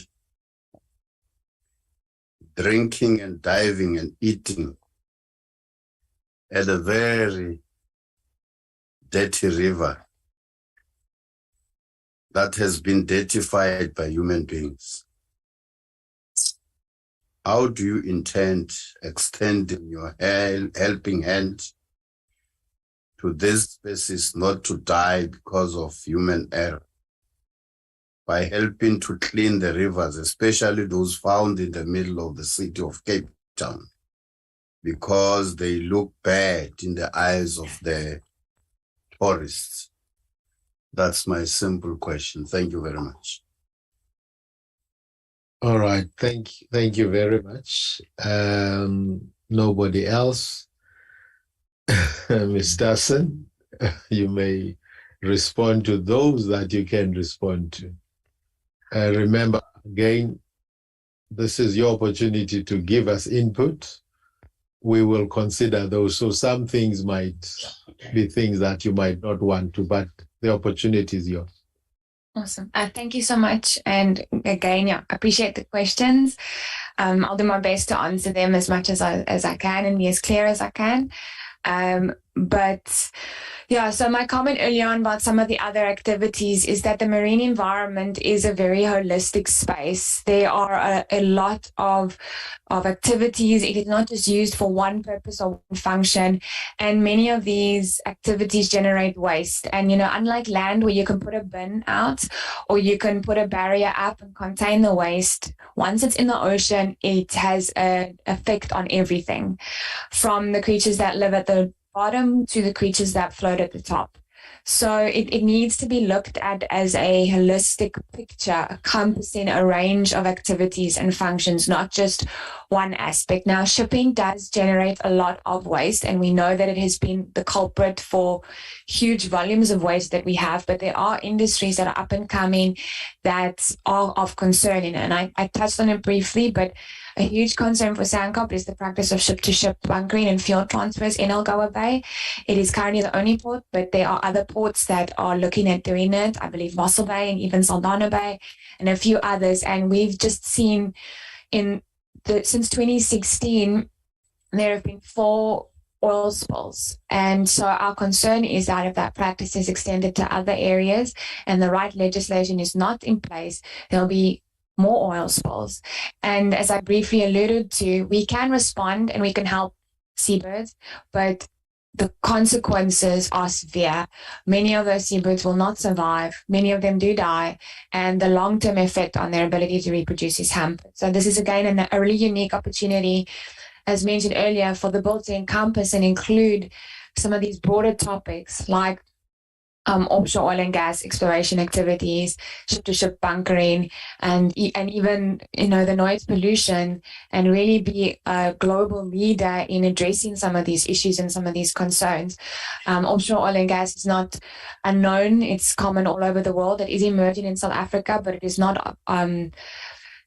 without risk. You just have to Google Deepwater Horizon, and you will come across the biggest environmental disaster that ever hit the world, and the consequences which are still being felt 10 years later. The system in the Gulf of Mexico was changed probably indefinitely, with millions of species dying and plant life affected, and effects of which they're still actually trying to figure out today. So I think that was why I sort of asked if it's not covered, that it should then be included. Because I realize it's opening a bit of a can of worms and it might be difficult to cover everything, but I'm sure that there's legal wording and framing that can be done to cover some of the critical ones, or even the most risky ones. And the other thing with oil and gas is these are platforms that are often put up there, and like, I don't know the extent of monitoring in other countries, but I have seen and heard and even read papers where they have been found guilty of dumping waste at sea as well. And there's not very many people there to monitor what's thrown overboard on a rig, always. And it could be just, and often it is human waste because it's also offshore, so it's less visible.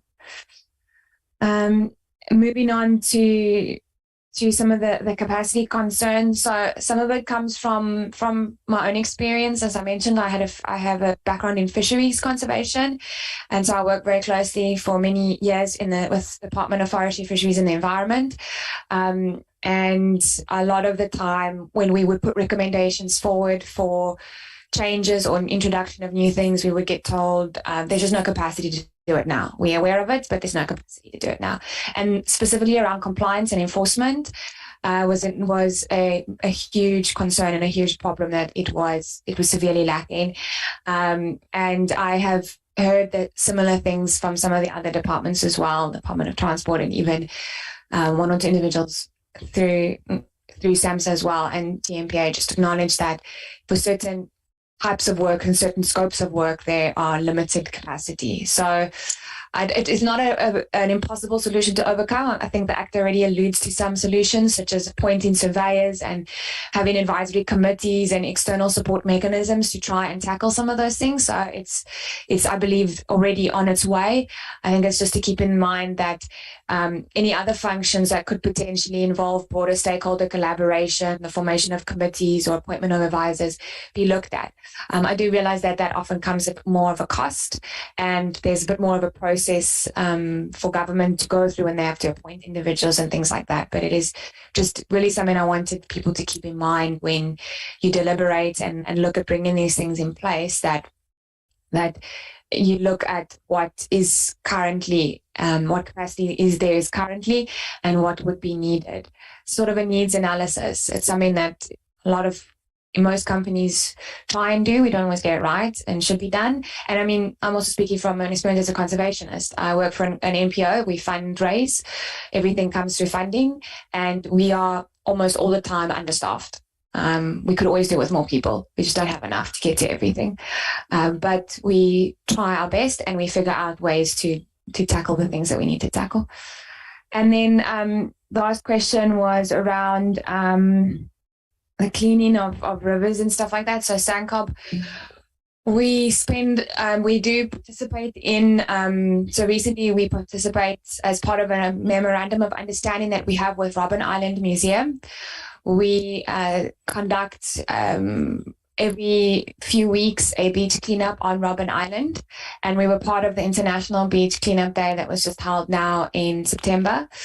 We are doing a lot of work around and looking at partnering with a lot of organizations around monitoring on what sort of waste is being collected at different in different areas on beaches and in rivers.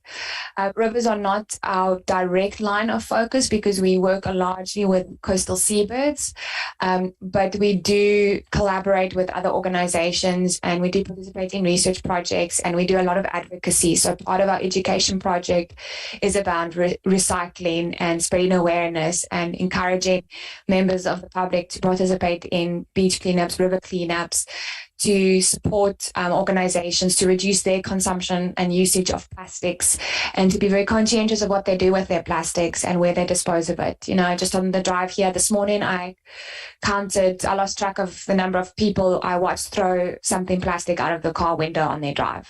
They don't want it in their car. So there's a lot that we do, from just really engaging with members of the public to try and then when initiatives do come, if any of our partner organizations have an initiative that they would like us to champion, like us to share, like us to support, we do engage in that as well, and work with them as well. So yeah, I hope that addresses the questions. Thank you. It certainly does. And we also do note that from my colleague, there is no conflict of interest. But thank you so much. As I did, if you have any parting shots, that's the opportunity to do so.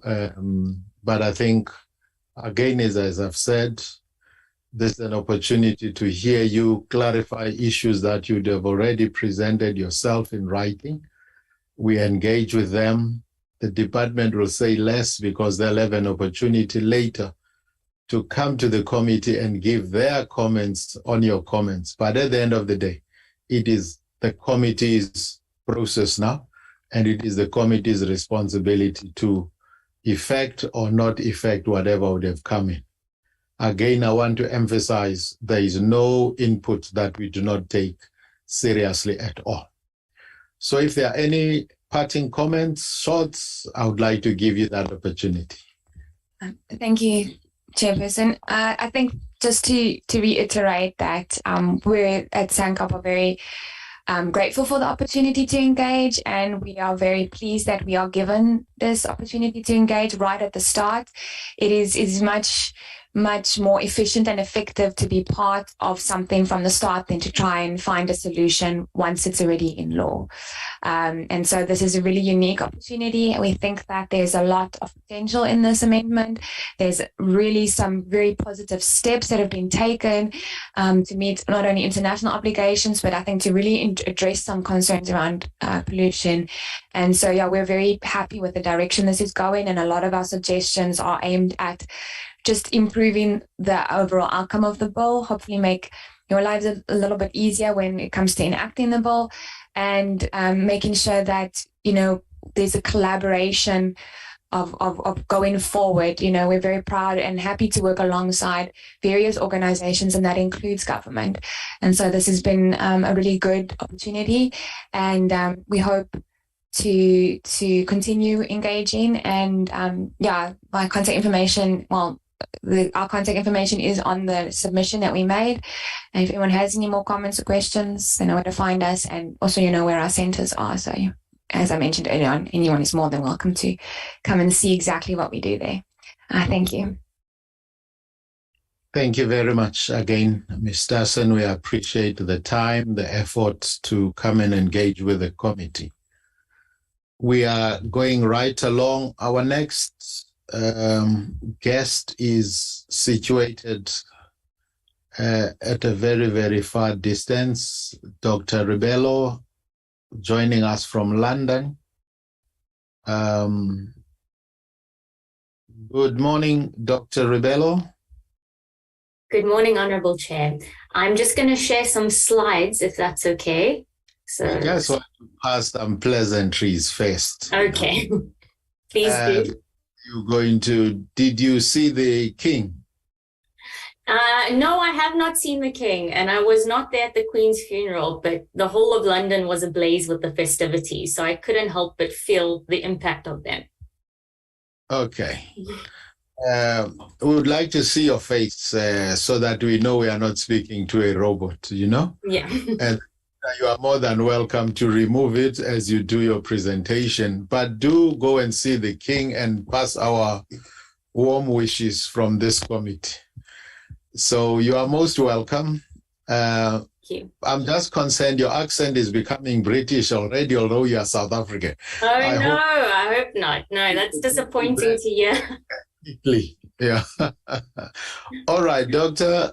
Yes, on a serious note, if we could just see your face and see who we are talking to. My camera is on, I believe. Is it on? Okay.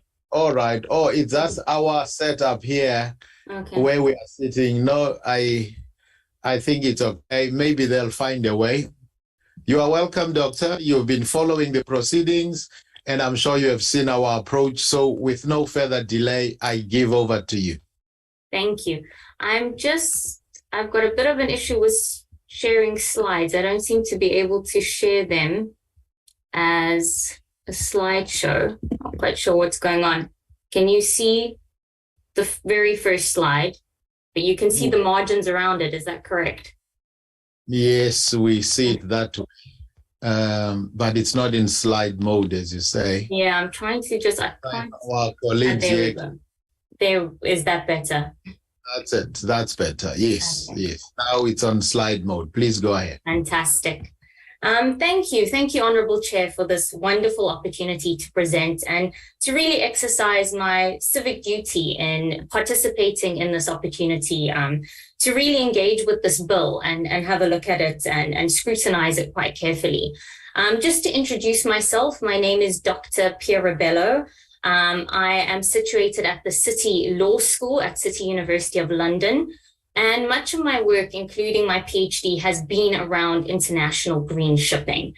So it's an area I'm quite passionate about. And although I don't purport to be any sort of expert in South African local domestic law, and I'm sure there's far more qualified and experienced people when it comes to the National Environmental Management Act within Southern Africa, I am quite familiar with MARPL and its international impact and its value as an international instrument. So just to begin with, I am very much in support of this amendment bill. I think it is definitely a step in the right direction. But on reading of the Act, the purpose of this legislation in its entirety being the Marine Pollution Prevention of Pollution from Ships Amendment Bill, it really is premised on the idea of giving effect to the MARPL Convention. So the purposes of this Act is to really fulfill South Africa's international law obligation to enforce MARPL and its annexes. So I was listening very carefully to the presentations of the colleagues from both WESA and SANCOB, who made incredible presentations that flagged and highlighted really important issues when it comes to noise pollution and when it comes to other areas of pollution.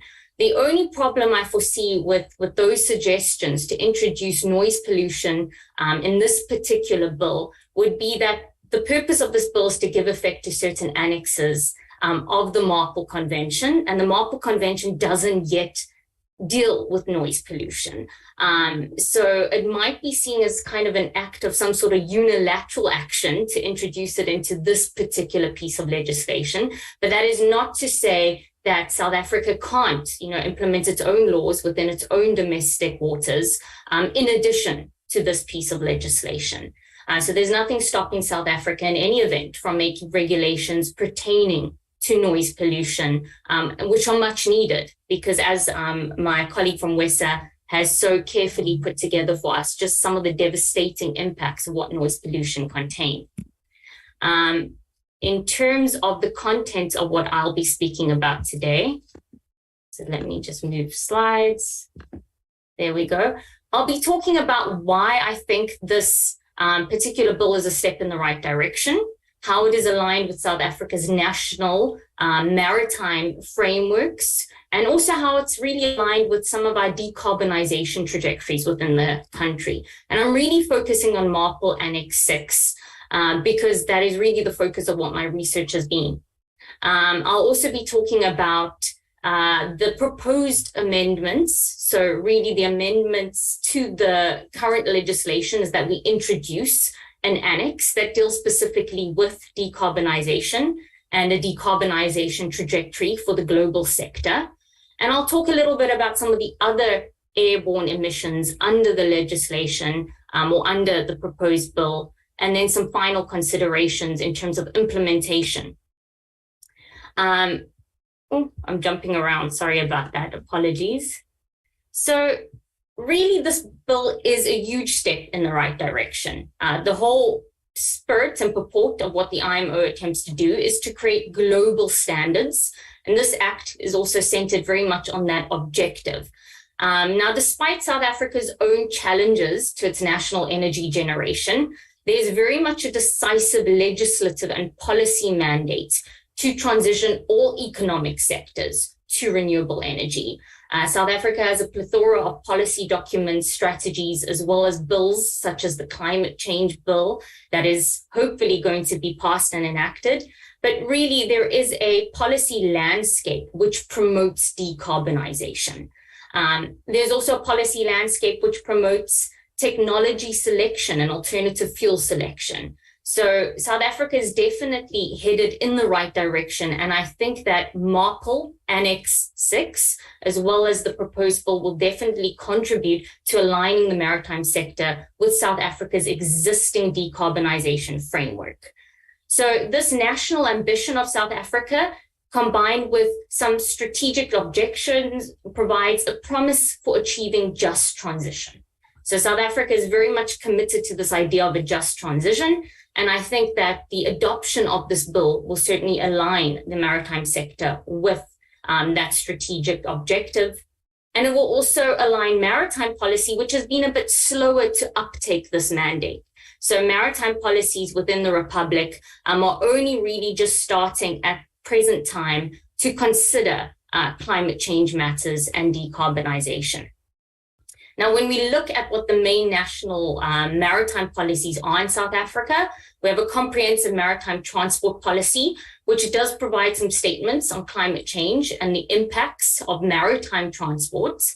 We also have the revised white paper on national transport, which shows a clear commitment to reduce the impact of transport on climate change by promoting low carbon modes of transport in the design of transportation systems.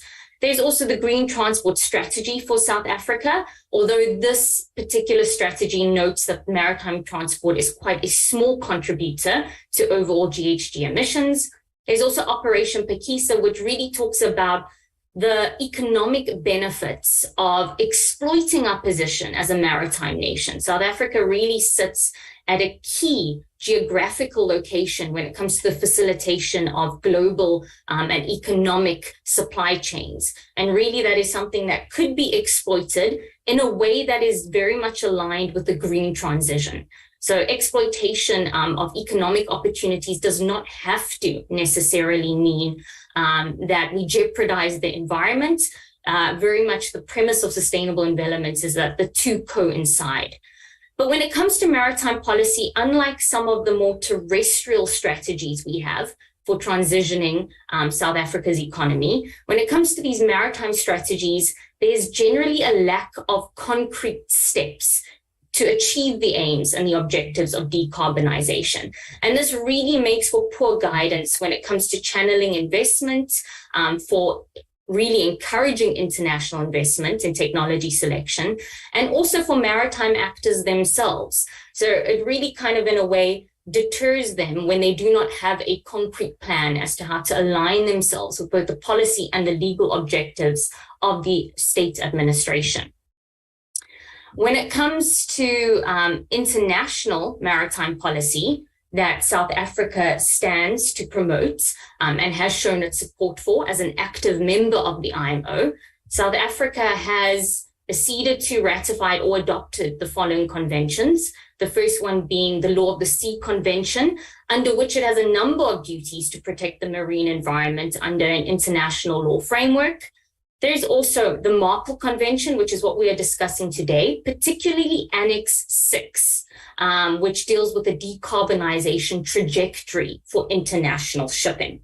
Now, the IMO's initial GHG strategy sets a minimum target of reducing emissions by at least 50% by 2050 compared to its 2008 baseline, while generally pursuing a reduction of GHG emissions as a matter of urgency and in consistency with the Paris Accord. So the IMO is very much on a pathway for decarbonization of shipping as a global sector. Now, what Marpol purports to do and what its focus is global regulation. Marpol is really tasked with providing global standards because industry stakeholders have shown a repeated preference for global standards. And because it is an international convention, that is very much why the legislation before us today and the proposed amendments to the legislation to give effect to these annexes really are not tailor-made to South African context. And that is because it really kind of deals with South Africa's enforcement duties when it comes to implementing a global convention. Now, as I've said before, that's not to say other legislation can certainly deal with all of South Africa's particular needs, and certainly the very, very important needs highlighted by WESA and SANCOB. And those things might be more appropriately situated within the National Environmental Management Framework. it would be, I think, a difficult place, not to say that we do not need regulations and standards when it comes to those things. We absolutely do. But this particular act and its amendments that we're discussing today might be a difficult place to situate some of those suggestions, because the IMO hasn't actually created an instrument yet for noise pollution. And although it is hopefully set to do one, until such time as it finds its place into MARPL, and because this act's purport is to enforce MARPL, I'm not quite sure how we would do it without particularly showing some sort of additional or unilateral action, which is possible but would not be within the purport and scope of this particular act. So just when it comes to the IMO strategy on its reduction for GHG emissions, the IMO is very committed to strengthening and accelerating decarbonization of the global sector. So it's not specific to certain regions or specific states, but it really is looking at ways to implement global standards for a transnational economic activity. Now, the IMO has faced much criticism for this because, by and large, Annex 6 is not a perfect instrument. In fact, the IMO itself has conducted a study which produces evidence to show that the standards we see in this annex will not achieve its own targets. So the standards we see in Annex 6, which we're discussing today to add to existing legislation, they alone will not achieve decarbonization of the sector, which is very worrying. And this has prompted a lot of additional unilateral action by much greater maritime nations, such as the EU region, the United States of America, which have implemented their own set of standards for international shipping. Now, the EU can arguably do that because it is a huge regional body with huge state administration capacity in terms of its fleet size and its gross tonnage. So it really is a good place to impose additional and tighter restrictions on shipping actors because of that power it has as a regional body. And the EU has taken far more progressive action than the IMO as part of its Fit for 55 decarbonization strategy, which also applies to the maritime sector. But when it comes to the IMO, the forthcoming year is really going to be crucial in terms of our regulatory timeline for what goals and standard it sets for international shipping as an economic activity. It's going to hopefully set a new ambition level. We're not quite sure what regulatory standards have been agreed on. This annex that we are looking at today, Annex 6, is part of its short-term measures, but next year it is set to announce its midterm measures, as well as hopefully get to a point where it can decide on long-term measures, as well as capacity and support for the transition. There's been a lot of stalling at the IMO. There's been criticisms that the IMO is subject to corporate capture or subject to the capture of big maritime states and their vested interests in keeping oil running and keeping the whole economic sector of maritime transport dependent on oil. But there's also nuances to that in that the IMO can really only implement regulations which it knows it is capable of enforcing. And in order to do that, in order to implement these global standards, it needs state support. So the IMO is in a difficult position, and it's hard for it at this moment in time to be overly ambitious when so many of its member states and stakeholders are pushing back against proposals such as having an emissions trading scheme for shipping, which the EU has already taken decisive action on, that is going to include shipping in its EU emissions trading scheme. Now, when it comes to the bill that we are looking at today, really its purpose is to enforce Annex 6. It's also talking about enforcing and giving effect to Annex 4, but my focus really is here on decarbonization and Annex 6. And my main concern really is when it comes to giving effect to this particular annex. The bill we have today reflects an old version of the annex. So the bill before us has not really taken into account new technical measures which the Marine Environment Protection Committee adopted quite recently and which will come into force now on the 1st of November 2022. So June of 2021, at the 76th session of the Marine Environmental Protection Committee, they actually strengthened the design efficiency requirements for ships and to a much kind of more stringent technical mechanism than what we see in this present bill. So the present technical measures that are currently in force, because we have not yet come to the 1st of November in enforcement dates, but the current technical standards are very much reflected in this bill, and that refers to the Energy Efficiency Design Index, which was made applicable to all new ships from 2011, as well as the Ship Energy Efficiency Management Plan for all existing ships. Now, the Energy Efficiency Design Index, also known as the EEDI, is really a performance-based mechanism. So as long as the energy efficiency of the vessel is obtained, the choice of technology is left open and available to maritime actors, shipping companies, charterers to really decide for themselves what mechanism they're going to use to reduce their reliance on fuel and to operate in a more energy efficient manner. Now, the Ship Energy Efficient Management Plan applied to all existing ships. And this really involved a plan as to what the long-term trajectory would be for that vessel to achieve decarbonization aims in alignment with what the IMO is hoping to achieve in its vision for decarbonization. So this bill that we have here reflects these standards, but it's important to note that the convention is being updated, Annex 6 is being updated, and new requirements are coming into force, and they will be in effect on the 1st of January 2023. So these new standards are a bit more ambitious than what we see in the present bill. Okay, we see the energy efficiency existing ship index, the EXI, is really going to replace the EEDI. And this proposes tighter technical standards for energy efficiency. So all ships have to obtain a certain level of energy efficiency in their design, in their specifications, in their engine parameters. They need to achieve a level of energy efficiency to be compliant with the annex. But there's also this introduction of an carbon intensity indicator, which is a very, very useful tool, because what it does is it really ranks vessels according to their energy performance, their intensity of fuel that they are using, and gives them an annual rating, A to E. So A obviously being the best, E not being so great.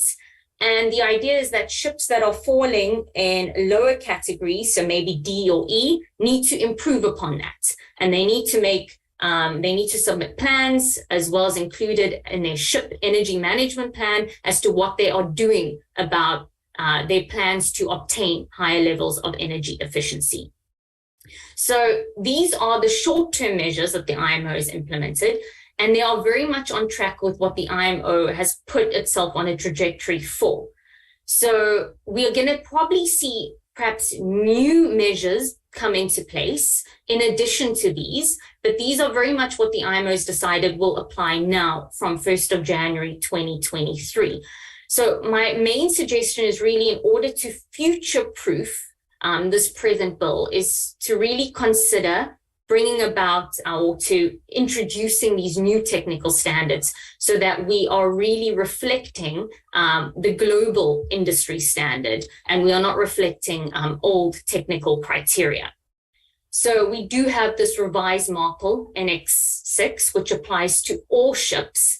Another big amendment here in comparison to what we see in the bill is that the EEXI will apply to far greater ships than what we saw its predecessor, the EEDI, apply to. So hopefully this will align far more vessels with the IMO's decarbonization strategy. And as I've said, these regulatory amendments to MARPL Annex 6, which the IMO has implemented and which I would like to see in the bill, really form part of the short-term measures, although we will see mid-term measures announced in the near future. Although the IMO is stalling, there are talks about an emission trading scheme. How they intend to bring about these new market-based measures that they are suggesting, we do not know. It might mean more amendments to annexes, or it might see the creation of a new instrument which establishes an emission trading scheme for the sector. So that would be my number one suggestion when it comes to this bill, to just update the technical standards so that we do reflect what the rest of the world is doing. Although there might have been some backlash by certain stakeholders and various interests, it is important that we subscribe to the utmost level of care when it comes to the environment. And if there are stricter global standards, to rather implement the stricter standards and to really level the playing field, because industry doesn't like to see a patchwork quilt of various standards and various unilateral actions taken by states. Now, I'm not sure if it is the intention of the department to utilize this particular provision, which I see has been proposed as part of the bill. So you'll see that the bill introduces a section 2A and a section 2B, which gives the department the powers to update this legislation going forward, to really align the legislation with amendments that are being made to MARPL as they are introduced. So that is a possibility to push this bill through and amend it at a later stage. That is an option that, you know, it's really my humble submission that the Department of Transport does as it sees fit. Perhaps there is an urgent mandate to push this bill through and to really honor our international law obligations to enforce MARPL and its annexes. But there does seem to be some scope here for updating at a later stage. I don't know if that will mean, you know, doing the work twice. But my suggestion is that as soon as possible, we update these technical standards, even in the event that this bill is to be pushed through with old standards, that they are updated quite soon. There are also a number of considerations which really need to be considered when it comes to implementing not only these technical criteria which the IMO has set, but also to show support for the IMO's larger decarbonization plans and trajectories. Because really the spirit and the purport of this legislation is to support the IMO and to honor our international law obligations to decarbonize the sector. And the IMO, although it is not perfect, although we see that Annex 6 is by no means perfect, it's the best instrument we have thus far, because there is a shared stakeholder preference for uniform standards. Whenever we see unilateral action being taken by states, it creates problems, it creates commercial uncertainty. It's a transnational sector, and therefore global standards are always preferable to really states taking their own sort of courses when it comes to imposing standards on foreign vessels. So we really need to look about how we can future-proof this legislation. And to be specific, I would like to see the technical standards updated to reflect what the global community is doing. I also think when it comes to implementation, there's a lot of kind of enforcement responsibility placed on the state administration in order to issue surveys and EEDI certificates. But this will not prove overly burdensome. South Africa has a small fleet, and many of these surveys, as regards to the enforcement of Annex 6, can be entrusted to nominated surveyors, and you can essentially pass the costs down to ship owners or charterers. So, you know, the compliance with energy efficiency is really a matter and an expense for the ship owner itself. Now, where South Africa will probably have greater enforcement responsibilities is not so much as its flag state administration, but more as a port state, because it will have to ensure that vessels coming to South African ports are compliant with these energy efficiency standards. This, I do not think, will detract from the attractiveness of the SA Ship Registry, because all states are really implementing decarbonization strategies, whether they be party to MARPL or not. And MARPL has a huge amount of global support. A lot of states have ratified MARPL and have ratified Annex 6. I've spoken a bit about the port inspection duties. So there South Africa will require some capacity here at its ports for really familiarizing itself for what is required in terms of the energy efficiency requirements, namely that ships must carry an energy efficiency certificate as well as a CEEMP. I don't foresee that updating the technical standards to reflect the most recent ones in MARPL Annex 6 will produce any more burdens in terms of port state responsibilities than what we currently see that port states would have under the bill that is being proposed today. So really, there are similar reporting requirements that you would see if you were to update these technical standards to reflect the carbon intensity indicator as well as the EEXI in replacement of the EEDI. So the reporting standards for flag state administrations will not be overly cumbersome either. It really will be quite similar to what we see in the bill. The flag state, being South Africa, will have to report to the IMO ship fuel oil consumption database. But as I said, we only have a small fleet of about 106 vessels registered on the SA Ship Registry. I don't see those reporting standards being overly cumbersome, and I might be unaware of the kind of capacity that is already in place to report those standards. Now, Annex 6 also deals with other airborne emissions. It deals with sulfur oxides as well as nitrous oxides and ozone depleting substances.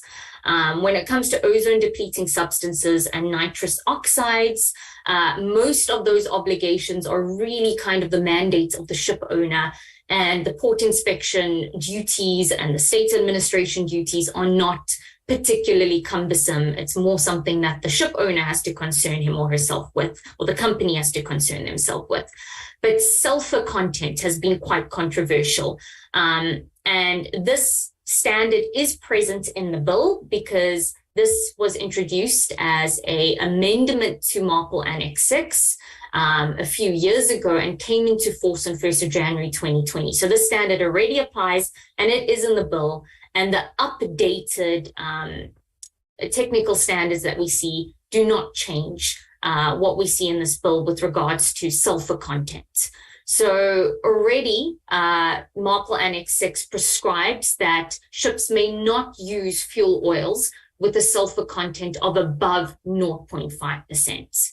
So that was quite controversial when it was launched at a global scale, because the industry said, well, how on earth are we going to meet the standard? We are so reliant on heavy fuel oils. We'll never meet the 0.5% requirements. And that was just really not true. Okay, there definitely was a lot of opportunity for us to transition the oil sector and to not make maritime transport so reliant on heavy fuel oils. What it also does is it spurred non-fuel oil alternatives, such as switching to liquefied natural gas to propel vessels as opposed to heavy fuel oils. Now, LNG is in of itself not a perfect alternative. Although the sulfur emissions are quite low, its carbon emissions are nothing to rave about. The carbon emissions will definitely not enable the shipping sector to decarbonize. So yes, there's controversy around LNG, and really LNG has been touted as a solution mainly by American interests because of their shale gas boom. But when it comes to complying with the 0.5 sulfur standard, the main compliance method that vessels are using is something called a scrubber, which is an exhaust gas cleaning system. And unfortunately, the IMO accepted scrubbers as an alternative compliance method to meet the 0.5% standard. And what we've seen is that most of the maritime sector has opted to install scrubbers as opposed to sourcing low sulfur fuel. And it really hasn't had the impact on oil supply chains or maritime fuel supply chains that we hoped for, because the majority of vessels are simply just installing these exhaust gas cleaning systems. So it is on this point that I think South Africa or Parliament might want to consider whether it is going to accept scrubbers. Now, it is the complete prerogative of the states to accept alternative methods of compliance. And although MARPL approves scrubbers and South Africa itself has approved scrubbers in maritime notices, it might be a rational point of departure from what the global community is doing.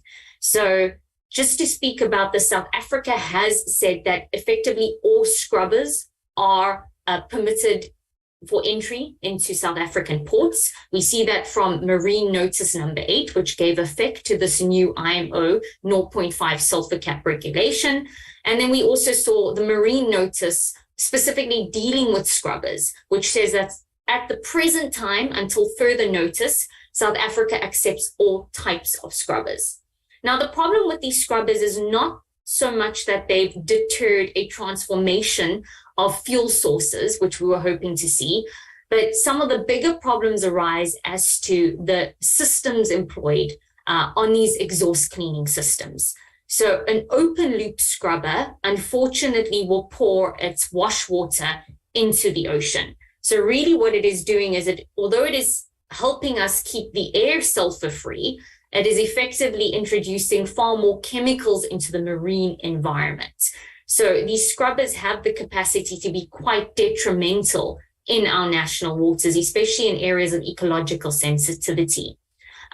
You also get something called a closed loop scrubber, whereby maritime operators would need to keep the residues on board. Now, closed loop scrubbers are far more environmentally friendly, and as such, nation states such as Singapore, parts of the EU, are saying that they are only accepting closed loop scrubbers. There might be some incentive here to ban scrubbers altogether, and as such, you will not need port reception facilities for the use of scrubbers if you are to ban them. But scrubbers are so dangerous for marine environments, because a lot of scientific research is indicating just how harmful scrubber wash water is. A lot of chemicals are released. I'm not a scientist, so I cannot advise you on all the ins and outs of scrubber wash water. But I do know that the University of Gothenburg has released some data which would suggest that scrubbers are not the solution.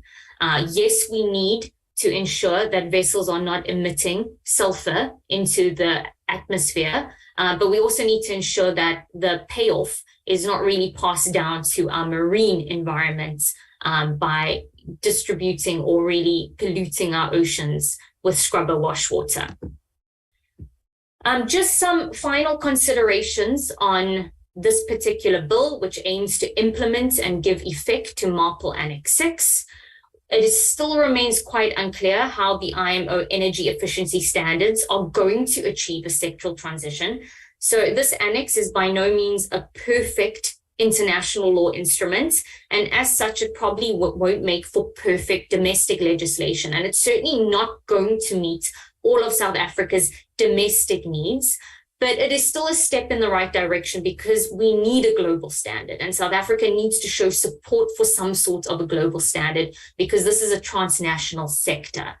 Hopefully the IMO will give further guidance, especially when it comes to technology selection, when it comes to what sort of support is available to maritime actors, being, private commercial interests, as to how they are going to receive support for decarbonization, because the cost to ship owners is huge. The cost to ship owners is absolutely massive.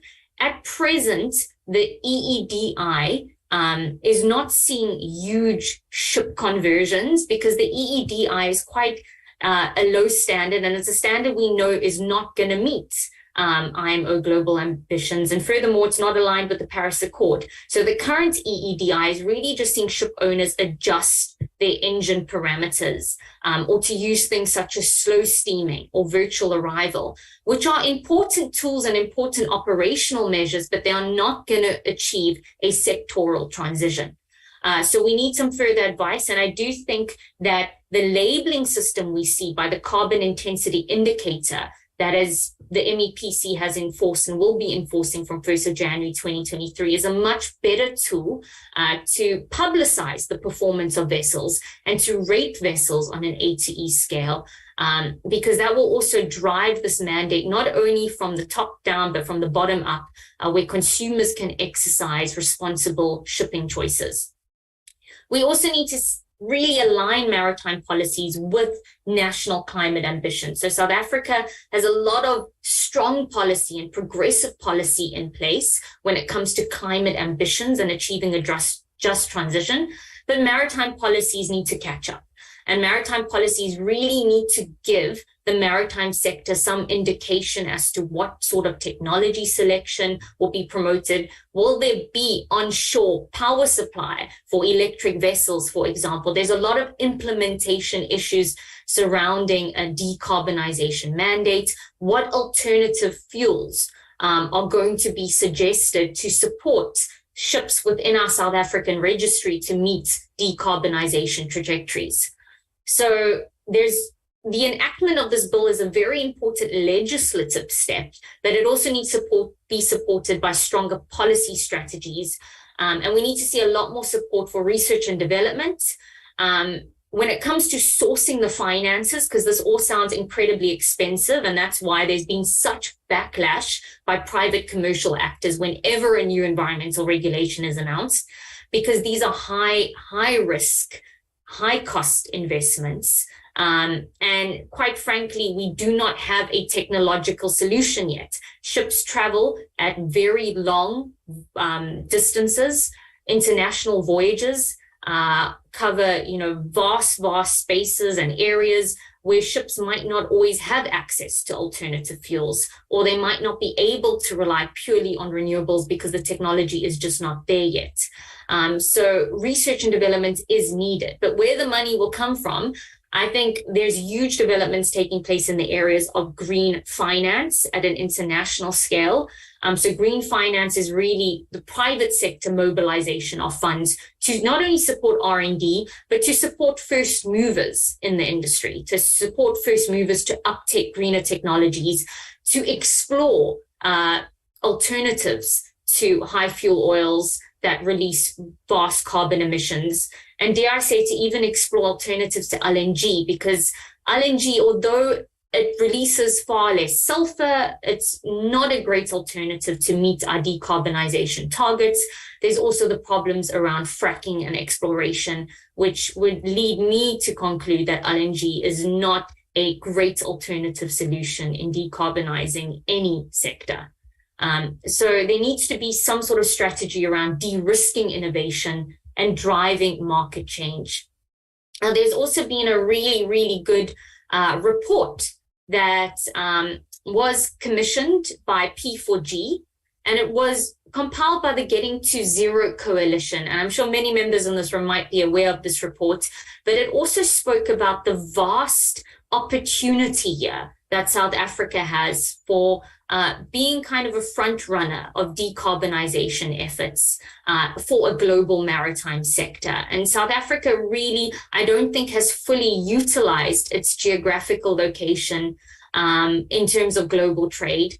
And it really can make a massive impact on the global community. But in order to achieve some of the opportunities outlined in this particular report, a big suggestion and really one of the main recommendations coming out of this report is we need legislation and we need stronger policy. So I think the fact that we are here discussing this bill today is a massive step in the right direction.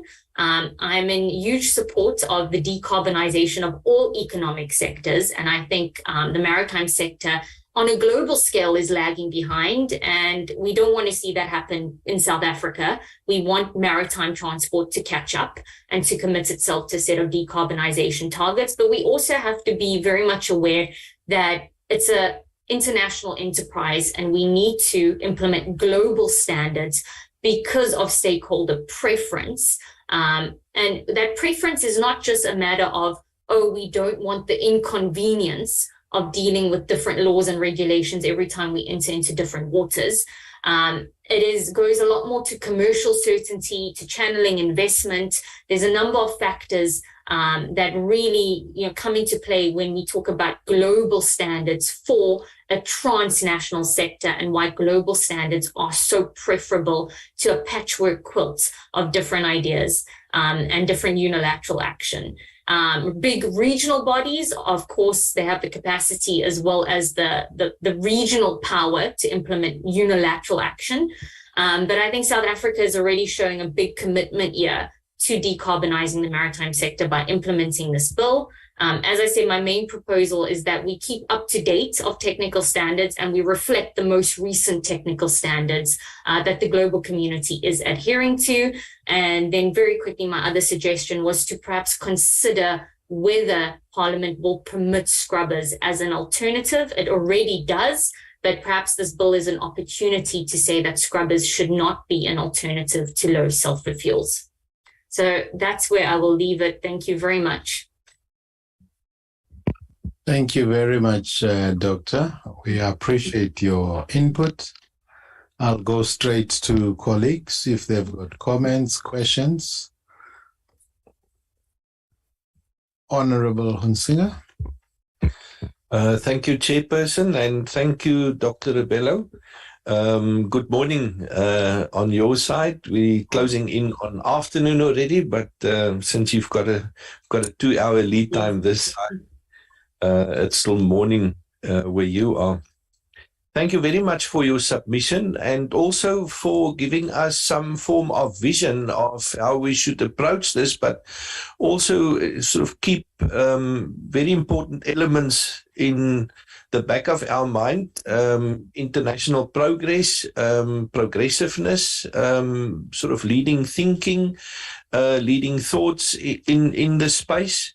I've also learned this morning that in a week's time, on the 15th of November, we will be hitting the 8 billion mark of inhabitants on Earth, which really also underscores your main point about the balance of economic benefit on the one side, the commercial interest, and environmental protection on the other hand. And I would like you to, if you could, give us a perspective from your side about how this piece of legislation then can also assist in making the South African or this the SA ship registry more attractive.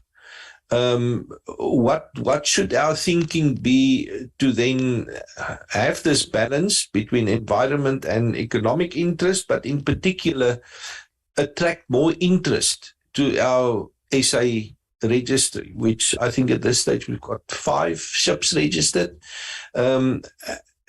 because there is this underlying fear that through regulation, which would be sort of restrictive in a certain way, it could be a deterrent. So on the flip side, then, how could we make our registrar a bit more attractive?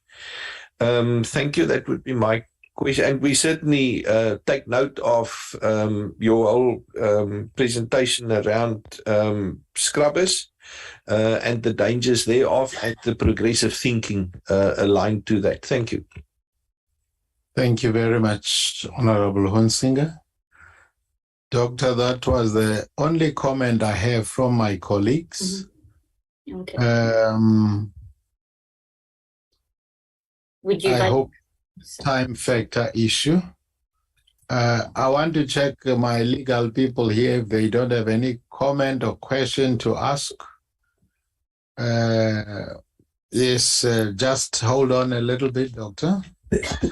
Thank you, Chairperson. No, not for now, Chair. Thanks. Thank you, Doctor. You may comment, respond on that comment, please. And as well, just give your parting shots, if you don't mind. Thank you. Well, in terms of making the South African ship registry more attractive, I don't believe implementing decarbonization regulations and energy efficiency regulations are going to be much of a deterrent, because most states are having to do this. Okay, in fact, we're seeing even stronger states. So the unilateral action taken by countries like the USA, the EU, they're imposing much heavier burden on their vessels and those vessels registered within their registries. So I don't see this regulation being much of a deterrent. If anything, it really is the bare minimum of what the global community expects as a global standard. In terms of making South Africa's ship registry more attractive, I really think those are probably more policy considerations as to how to support the South African fleet in transitioning. This bill is just one legal tool, which needs a lot of support from policy strategy, and it also needs support from the private sector. We seem to think that, decarbonization of a transnational sector is going to come down to governments and the IMO. The reality is it's going to come down to private industry actors. And many of these transnational actors are far more powerful than states in many regards in what they are able to achieve. So we need a lot of policy supports as well as private sector supports. And I think the main one is going to come down to finance. So making South Africa's ship registry far more attractive. We need to look at, what green finance tools are available to really incentivize first users when they are taking up energy efficiency designs and greener technologies. So is the finance there? Is the money there to help our vessels move on this decarbonization trajectory? And that financial question can be assisted by government in creating green finance policies or sustainable finance policies. But really, it's going to require a lot of mobilization of private funds as well. What South Africa could probably consider is really more around what it is capable of doing around ports and port enforcement and how it's going to support vessels in ports, really make the move away from carbon heavy fuels. Is there going to be onshore power supply? Where is that onshore power supply going to come through? Are we earmarking certain alternative fuels in our policies?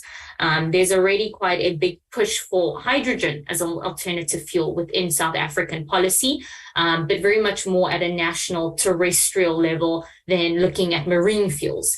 So those are just some of the things we can do to really support our fleet of vessels in transitioning.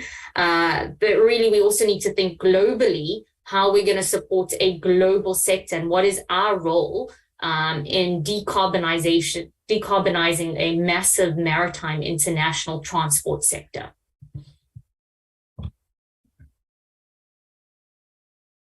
Thank you very much, Doctor. Did you have any parting shot you wanted to make before we thank you? Or was that it from your side? I would just like to thank you very much for allowing me to make this very humble submission. And I thank you for allowing me to really engage with this bill. And I do believe that it is a step in the right direction. And I'm very proud to see South Africa taking up such legislation and honoring its international law obligations and really making a strong commitment, a tangible and concrete commitment to decarbonization of the maritime sector. So thank you. Thank you very much, Doctor. We appreciate it. Do not forget my request to visit the Queen. I'll keep that in mind. Thank you. Thank you so much. Much appreciated. All right, colleagues, let's take the last presentation by Miss Melissa Groening from Natural Justice Presenter. She's been here, and I think her neighbor, Ms. Dawson, could have set a good tone there to say weight has already been mentioned. I jump over it and tackle those issues that are totally fresh. You are most welcome. Please go ahead. Thank you, Chairperson, and thank you also to the honourable members here and other ladies and gentlemen in the room. To start off, I'd like to say thank you on behalf of Natural Justice for this opportunity to comment on the bill and to be here to present to you.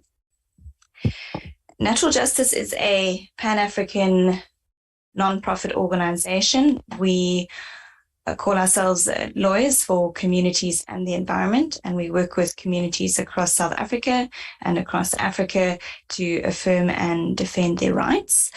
We are working with quite a number of coastal communities at the moment, particularly in relation to the offshore oil and gas development and how that may affect their rights. So it is in this context that we are also considering other impacts to the ocean resources, and to those coastal communities' ways of life, and the impacts also to the public at large in South Africa. And I'll get into that a little bit shortly. just to say, I don't have a presentation for you today, and I hope that's okay, but I also won't be keeping here too long. I will avoid any comments that have already been raised, and I also won't be going through every point in our submission, but I'll just focus on some key issues that I wish to highlight today. I think the context within which we find ourselves looking and addressing this particular bill is important. And that's one which is really around climate change and resource scarcity. And we know that climate change is having major impacts already. It's not something of the future. It is a crisis that we are currently facing, and it is our poor people and often communities living in rural areas who are most impacted by the climate, those communities which rely on those resources. In this context, those ocean resources are a way of life for many, many communities along the coast, and any impact on these resources affects their ability to live and to thrive.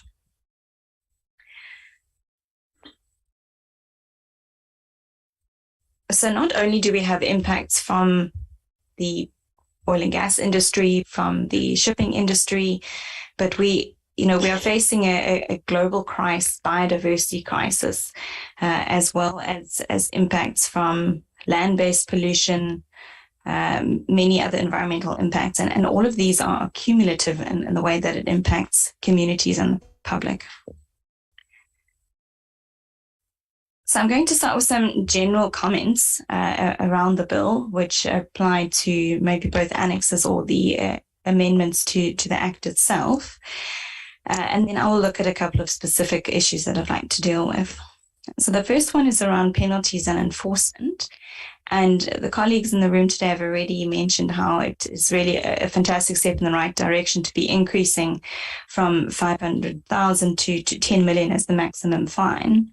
We are, however, concerned that this is not enough to act as a deterrent to those who continue to pollute the ocean. We know that cleanup operations will cost millions and millions of rands, and the impacts can run to the billions. So if we look at, 10 million rand in the scale of what the impacts might be, where there are impacts, and also in relation to our exchange rate, where we've got many of these polluting companies who are not even based in South Africa, and to be honest, 10 million is short change to many of them. So we would like to see a substantial increase in this maximum amount. Alternatively, look at setting minimum penalties and not prescribing a maximum penalty if that would be permitted.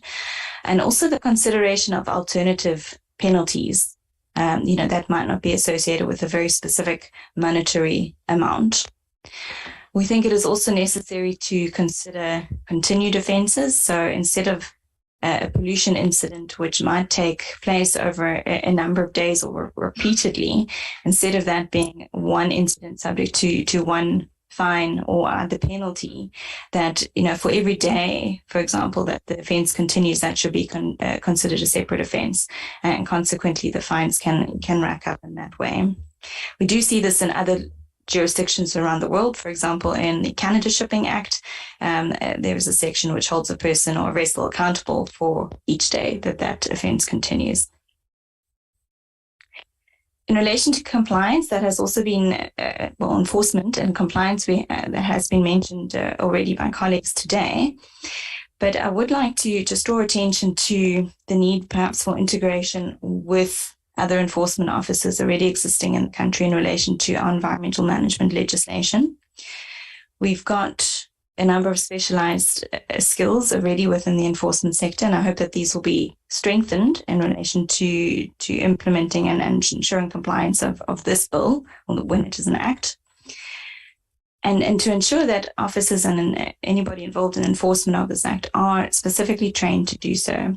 We found that, many enforcement officers, in general enforcement, will not understand the intricacies of these types of laws, will not understand the intricacies related to pollution and to impacts on the environment. So it's extremely important that, these skills that these officers are upskilled in relation to investigation and enforcement.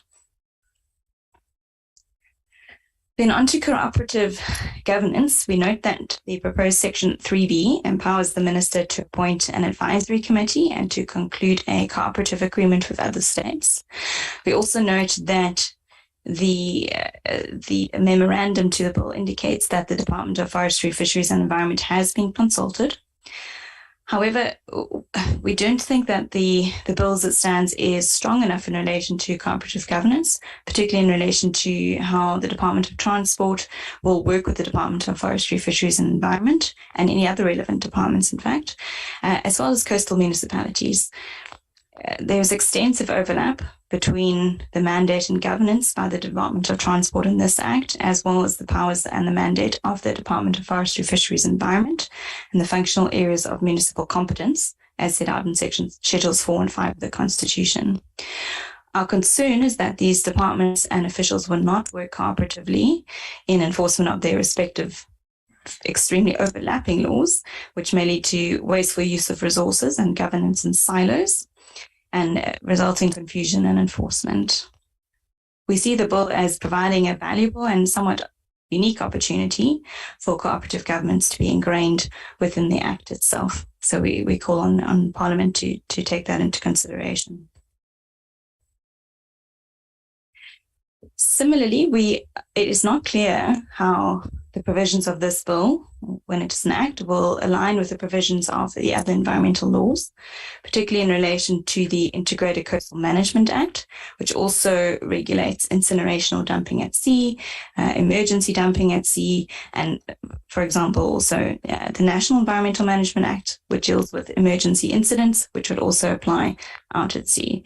So there needs to be some extensive review on how the provisions of these different laws overlap, how the enforcement provisions will work, and how these departments and enforcement officers will cooperate with each other.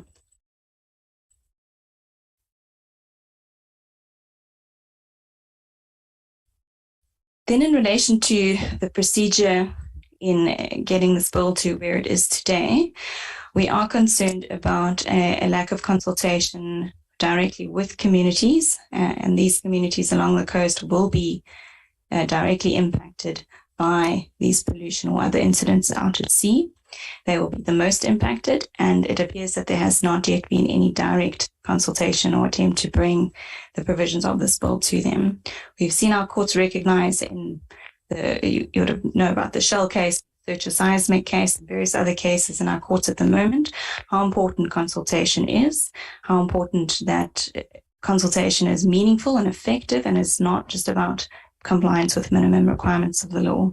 So we do call on this committee and Parliament to take consultation much wider than it traditionally has been done for these types of bills, and to ensure that there is direct consultation with potentially affected communities in a manner that can be understood. We do also note, from what we can see in the memorandum, that there are no technical experts which have been consulted, unless those are housed within the departments themselves. But given the very technical nature of a number of these amendment provisions, we recommend that even if it is outsourced, or consultants are brought in to advise on the technical aspects and compliance, and really the practicability of enforcing and implementing these provisions in a technical sense. Then to deal with a couple of the specific provisions in the annexes. So under Annex 4, which is related to prevention of pollution by sewage, we note that Regulation 3 provides for an exemption in emergency circumstances. There is a similar provision in Annex 6 relating to the air pollution from ships. However, we are concerned that there might be an exemption, but there is no other mechanism to deal with where there is pollution, either airborne or sewage pollution, which arises in those emergency circumstances, that the bill and the annexes as they stand do not make provision for dealing with those emergencies. Another aspect which we find in both Annex 4 and 6 is in relation to the certificates which are to be issued. Regulation 7 in Annex 4 refers to them being published in at least English, French, or Spanish. However, we call on this committee in Parliament to consider introducing mandatory requirements to publish them or to use other official languages of South Africa, which are more easily understood by the public. Under the Annex 6 regulations for the prevention of air pollution from ships, I would also like to bring attention to the exemption application. Exemptions in two circumstances. One is for the technology trials, and the other is in relation to exploration, oil and gas exploration and exploitation activities. In relation to technology trials, which is under Regulation 3.2, which makes provision for exemptions from the provisions of the annex to conduct trials for the development of ship emission reduction and control technologies and engine design programs. Whilst we welcome this kind of research, we are concerned that these are sort of broad-ranging exemptions without much control. There's also no procedure to consider these types of exemption applications, which could lead to ad hoc and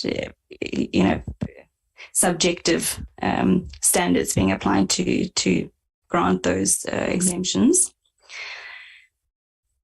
Just like an atmospheric emission license on land would be subject, even in a test scenario, would be subject to public participation in certain application and assessment requirements. We believe that these exemption applications should be subject to those kinds of requirements, including public participation. Once these approvals have been granted, the approval itself, as well as the conditions, should be made available publicly and in appropriate languages. In relation to the exemption for offshore exploration and exploitation, we recognize that this exemption comes from the MARPOL Convention text itself. However, we are concerned that this exemption exists, and we do call on this committee and Parliament to consider mechanisms to cover that gap effectively. We are, as you all know, we are sitting in an extreme climate crisis where these exemptions, where emissions arising from exploration and exploitation and offshore processing of seabed minerals will have significant emission additions to our country's emissions. So, there really is a need to regulate it in some way. So if it is going to be excluded from this particular act, it must be regulated in some other way. We note that this exclusion may well violate sections 12 and 24 of the Integrated Coastal Management Act, which requires the state, in its capacity as the public trustee of all coastal public property, which includes coastal waters, to ensure that it is used, managed, protected, and conserved and enhanced in the interest of the whole community. The whole community in this context includes humans and animal species, and to take whatever measures need to be taken. Section 21 also sets out that an organ of state that is legally responsible for controlling or managing any activity on or in coastal waters, so that would, in this case, be the Department of Transport, having control over these kinds of shipping within our coastal waters, must manage and control that activity in the interest of the whole community and in accordance with the Republic's obligations under international law. So this would include our international climate change commitments. So I'd like to end it there, and I do welcome any comments. And thank you for your time. It's this afternoon now. Thank you very much. Thank you very much. Colleagues, there it is. Just maybe to introduce some issues that you raise, others directly in your submission, others subtly in your presentation now. You make mention in your written submission that you would propose or you'd like this bill to be sent to the National House of Traditional Leaders. Can you explain to us why that particular proposal, number one? Number two, you mentioned a couple of times, even now, even in your written submission, that the minister did not consult, or the department, any local communities. You then become specific to KZN and the Western Cape areas. Maybe can you explain to us how you come to that particular assertion? And you also further on today mentioned specifically, I think, the issue of technical experts, suggesting specifically the usage of consultants in this area. And again, I would like to get some clarity as to why you think that will assist us in any form going forward. Those would be my three, I think, or 3.5 comments, questions directly. I don't know if colleagues have got any addition. They are not even looking at me, so it means they are not having any. So please, if you may. Yeah, thank you. Thanks, Chairperson, for those questions. I'll address the first one around the traditional authorities, and I refer specifically to the memorandum. On the last page, there is an where it says the state law advises of the opinion that it's not necessary to refer the bill to the National House of Traditional Leaders, as the bill contains no provisions which directly affects customary law or the customs of traditional or Khoisan communities. And our assertion here is that the impacts of this kind of regulation and the activities that it seeks to regulate do have an impact on Indigenous communities, specifically those that are situated along the coast. And it's for that reason that it is recommended that it does move through the National House of Traditional Leaders. On the second point, the consultation with communities, I'll just refer to exactly what we said in our submission here.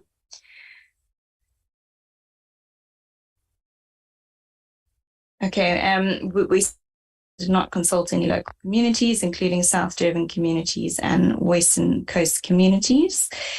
And that comes also to what I've referred to, and simply what we see in the document, in the memorandum before us, and what we have seen in the public domain is that there has not been any direct consultation. We submit that the mechanism of consultation via a public, the national publication of a bill for comment is not sufficient to enable participation by communities. They would need direct consultation to understand what this is about, what is being proposed, and how it affects them. I've referred already to how it may affect, any impacts in the ocean directly affect not only their livelihoods, but also their cultural and spiritual practices, which are, constitutionally protected. And our courts have also recently recognized that protection. So I hope that answers your question around communities. Of course, if there has been direct consultation and simply not in the documents before us, then it would be great to understand what that consultation has been already. Then on the technical experts, we can, I think it's been really wonderful to hear from the scientific experts here today. We've heard from lawyers working in this space, and perhaps there are technical experts within this room, but in relation to, for example, air quality, and also Dr. Rabello has already referred to, for example, the use of scrubbers and how ineffective those are. And that's just one example of why technical experts should be consulted, so that you can understand, what are the impacts of what is currently happening in relation to these emissions from ships, what is proposed under these annexes from a technical perspective, what is practical, what can actually be done to achieve what the bill sets out to do. All right. Thank you very much. I don't know if my colleagues have received some inspiration to comment. I don't want to engage on the issue of technical aspects because it might derail us from what we want to achieve.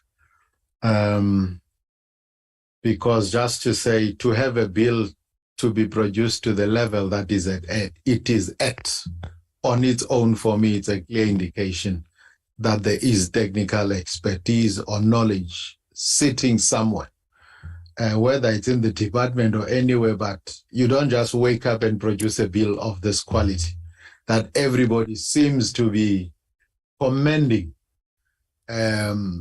without any technical expertise, because yes, I think let's leave it there, but I think your response really suffices as to your views as it relates to this particular aspect. On the issue of public participation and your views as to what you think would be sufficient from the department, I think we take note of those comments. And as this already now has left the domain of the minister and the department, it's now in our hands as a committee. Today, we have seen everybody who has shown interest, keen interest in this particular piece of legislation. So as we deliberate as a committee, we will then obviously take your comments into consideration as to, do we feel as a committee that given your comments and our observations, has there been sufficient or particular in this regard? So rest assured that the committee will apply its mind, and if the committee so feels that there is a need for further consultation and maybe specific targeted consultation in certain affected areas, it's something that we will certainly consider. That's the assurance I want to give you. Although it's a subject that, when is sufficient consultation sufficient? It's something that can be very subjective. But I think in your instance, you are specific in areas which I think in your working with these people, you are sure that in those areas there is keen interest. However, they might have been limited by one thing or the other not to be able to consult. And we take that point and we take it seriously as such. So, yes, again, I want to take the opportunity to thank you and your organization for the interest in this and all the propositions and proposals you've made. Like everybody else have done, or I have given them an opportunity, I want to give you a parting shot opportunity on this subject before, if there is any, before we close your section of the submission.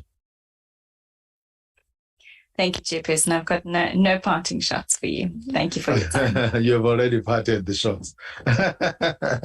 But thank you once more. So, colleagues, that really brings us to the end of this session of engaging. It has really been very enlightening, as many of my colleagues have already said so. This is the beauty of public participation or democracy, because none of us sitting here can claim to be experts in the true sense of many pieces of legislation in a portfolio like transport that we deal with. So to have people like yourselves, all of you, speaking so passionately, knowledgeably, and you can see that you have taken the time through this legislation before you came to make your presentation, it's truly appreciated. And again, as I said earlier, that we take public participation and your comments, and I'm repeating it because we have heard in any instances where people ask, what will the purpose of my input make? And I can say specifically for this committee that we do take every input of yourselves, because you are confronted with these issues every day. Me, next week, I'll be dealing with rail issues. The other week, I'll be dealing with taxi issues. But with you, it's something you deal with every day. So your inputs become very, very valuable. Open our eyes. They show us the blind spots that we could have missed along the way. And with that, I really want to say we truly, truly appreciate that, and we'll consider everything you have submitted. Typically, as somebody said, there is a process that we undertake. The department is here because this bill has been introduced by the executive, being the minister. We give them an opportunity to go back and consider what has been presented and give their comments, and specifically their comments. It's not their process now, but we give them an opportunity also, because they must also comment that here we agree, here we don't, but it doesn't mean we will take